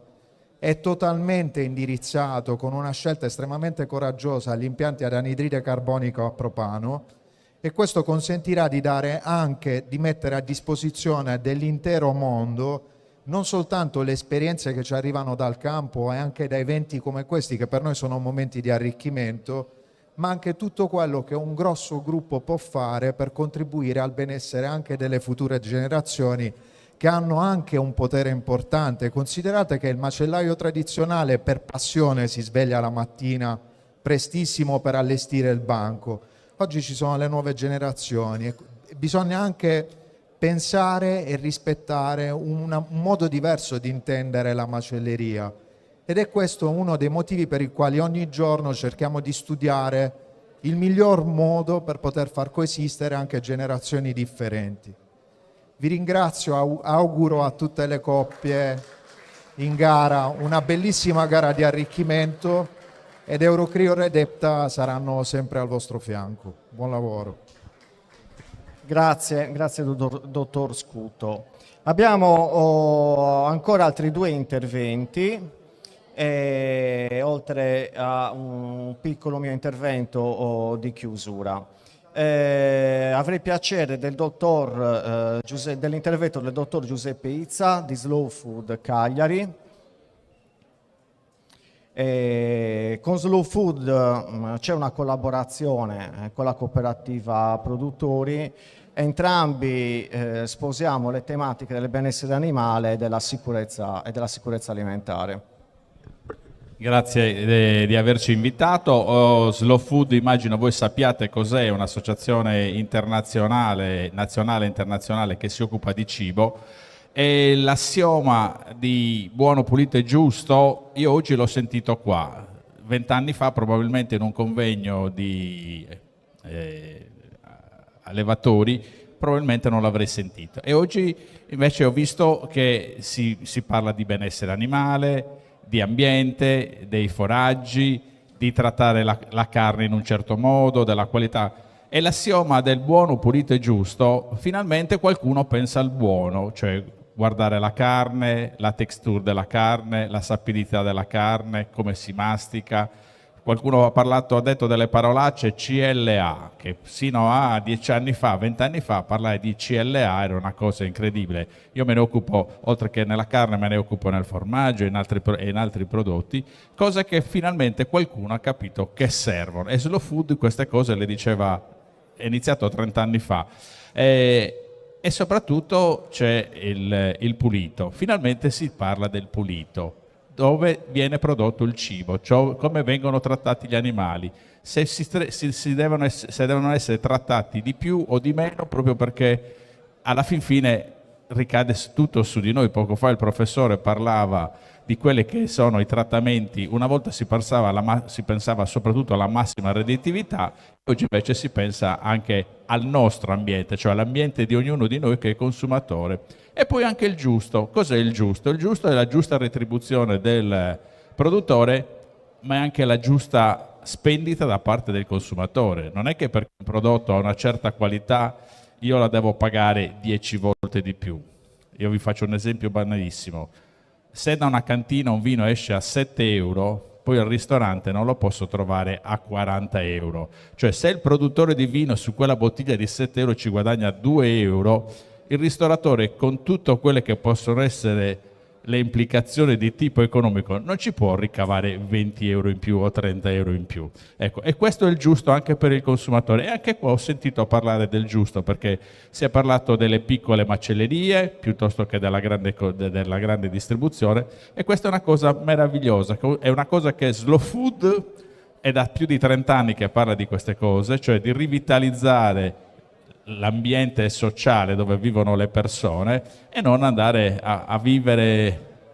Anche le giornate ormai si vivono nei centri commerciali, perché uno dice arrivo là, c'è il parcheggio, è tutto coperto, faccio la spesa, giocano i bambini, e quindi Slow Food ha sicuramente avuto il piacere di essere venuto ed è disposta a collaborare. Un'altra cosa, e chiudo, è la formazione. Slow Food si occupa da 30 anni con un progetto che si chiama i Master of Food, dove facciamo la formazione dei consumatori. Io poi mi occupo anche di formazione a tempo perso, oltre che fare l'ispettore per prodotti alimentari, quindi riesco a conoscere la filiera a 360 gradi e devo dire che purtroppo le cose buone che può fare Provobis, se poi dall'altra parte non c'è uno che recepisce la qualità, è difficile andare perché poi si pensa soprattutto, come diceva il professore, a vedere i 2 euro e 3 euro in più o in meno, cioè la gente ormai fa la spesa pensando soprattutto a 1 euro o 2 euro in meno. Quindi se dall'altra parte c'è la percezione di capire, ed questo è una cosa che probabilmente Provobis dovrà curare più di altri aspetti, cioè formare i consumatori. È la parte più importante, perché se io dall'altra parte non ho persone che capiscono del tedesco, io posso parlare benissimo il tedesco, ma se dall'altra parte nessuno capisce il tedesco, posso continuare a urlare in tedesco, nessuno mi può capire. Grazie di avermi invitato. Grazie a te, grazie a te. Colgo anche l'occasione per sottolineare il principale forse obiettivo della giornata di oggi. Maurizio, Slow Food ha appena parlato di comunicazione, di sensibilizzazione. Slow Food ha appena parlato di comunicazione e di sensibilizzazione. Tu non eri attento, quindi te lo sto dicendo io. Il lavoro, uno dei lavori che noi abbiamo in cantiere con Federcarni è quello di comunicare la qualità di prodotto e di processo attraverso la macelleria, attraverso i macellai che devono in qualche modo anche formarsi. I giovani macellai devono formarsi ad acquisire quelle che sono le conoscenze relative all'allevamento. Conoscenze importanti per poter trasferire la qualità di processo al cliente, a colui che vuole consumare il prodotto carne. Vuoi aggiungere qualcosa? Sì, volevo rivolgermi ai miei colleghi più che altro, perché questo progetto che stiamo portando avanti insieme a, in questo caso ad Arborea, ma che è un progetto nazionale fatto con tutti con consorzi di allevatori, con Confagricoltura, e è perché segue una richiesta del Ministero, perché il problema principale della conoscenza del prodotto di qualità si è rivelato una difficoltà nella comunicazione al consumatore, no?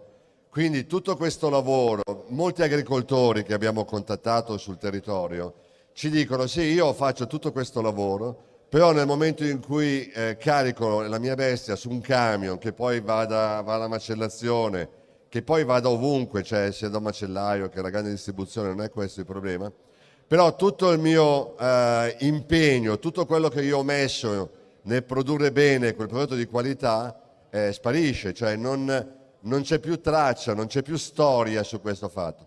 Allora da questo, insieme a Roberto, è partita questa idea proprio di riuscire dal punto di vista della comunicazione a creare un binomio di facce, di persone. È un progetto basato non sui numeri, non perché queste cose ci sono già, i capitolati, scusami, no, quelli che vengono fatti sulla produzione, no, va bene. Comunque diciamo tutto il discorso sul vostro far bene che viene raccolto, documentato, questo c'è già, non è questo che serve. E anche tutto il lavoro che i macellai sanno fare, perché dietro a queste cose c'è anche ad esempio lo spreco. Perché sprecare? Cioè, noi vediamo la grande distribuzione che butta quintali di carne in queste buste e che viene poi eliminato. Un macellaio invece questo problema non se lo può nemmeno porre, perché buttare via per lui significa perdere soldi. Quindi la sua capacità è anche quella di gestire in modo etico questo prodotto, che è uno degli aspetti importanti nei confronti del consumatore. Il consumatore oggi è vero che ha questo problema di paura nei confronti di quello che mangia e di quello che compra, ed è per questo che si sono alzati i livelli di acquisto nelle macellerie, proprio perché c'è una persona che si assume questa responsabilità di dirgli: guarda, questo prodotto lo mangio anch'io, lo mangia anche la mia famiglia, è conosciuto, cioè lo conosco, so cosa sto vendendo e cosa ti sto dando. Ecco, noi vogliamo accentuare proprio questo momento qui. Come? Affiancando una faccia di un allevatore alla faccia di un macellaio, e insieme possono molto meglio dire al consumatore: guarda che quello che stai mangiando, che stai comprando in questo momento è una sicurezza per la tua famiglia, per il tuo nutrimento, eccetera. Questo qui è un fattore che è importantissimo dal punto di vista commerciale anche, perché noi non è che stiamo qui così, ma perché partiamo da dati che ci dicono quanto la gente ha la necessità di avere questo tipo di comunicazione più diretta. Ecco, questo volevo dire, no? Perché... Perfetto, direi che ci siamo, abbiamo spoilerato insomma anche ciò che abbiamo in cantiere. Lo scopo sì, era quello anche, lo scopo dell'evento era comunicare anche questa progettualità. Chiamerei quindi Tommaso Sussarello, giornalista enogastronomico. È la prima volta che viene ad Arborea? No. Ok, oggi per la carne, dici qualcosa.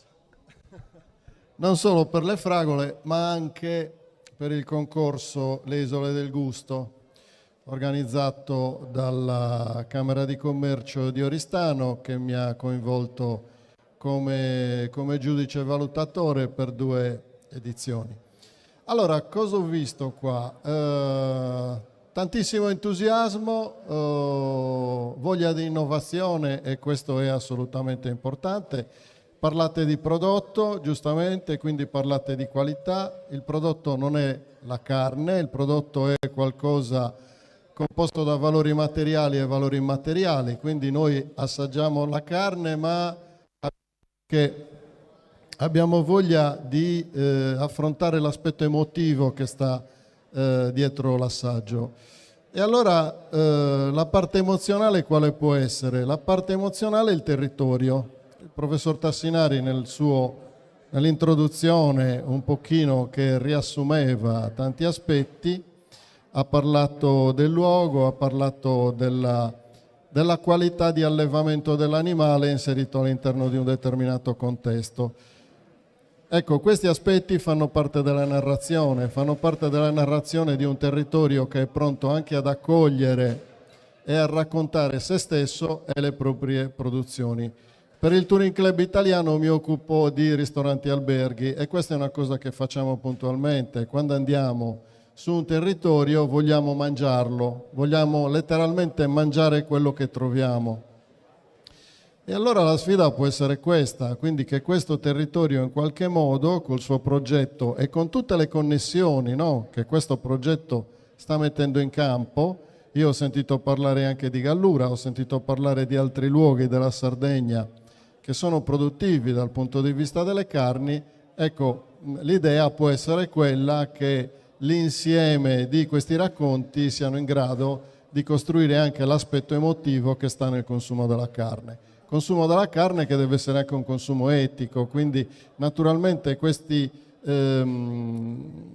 parole non sono sterili, ma aiutano il prodotto carne ad affrontare il consumatore nella maniera assolutamente adeguata. Credo sia sufficiente, ci sarebbe tantissimo da dire, ma i tempi sono quelli che sono. Grazie a voi per avermi ospitato. Grazie mille, non te ne andare perché, come sai, sei componente della giuria per la gara dei macellai. Chiudiamo il convegno. Una cosa importante, devo portare i saluti del direttore Marco Peterle, che per motivi familiari non è potuto essere qua. Sante, vuoi chiudere? Chiudiamo semplicemente. Adesso ci sarà una pausa. Maurizio, quanto la facciamo la pausa? 3/4 d'ora? Prima dell'inizio dei lavori. Diciamo che adesso facciamo una pausa fuori in cui ci possiamo ristorare, chiacchierare, conversare e vivere, e in cui riusciamo anche a mettere sullo stomaco qualcosa grazie al proloquio di Arborea, e poi cominciamo, diciamo, con la seconda parte della giornata, e quindi con la gara di Federcar. Buona pausa e buona gara a tutti, grazie.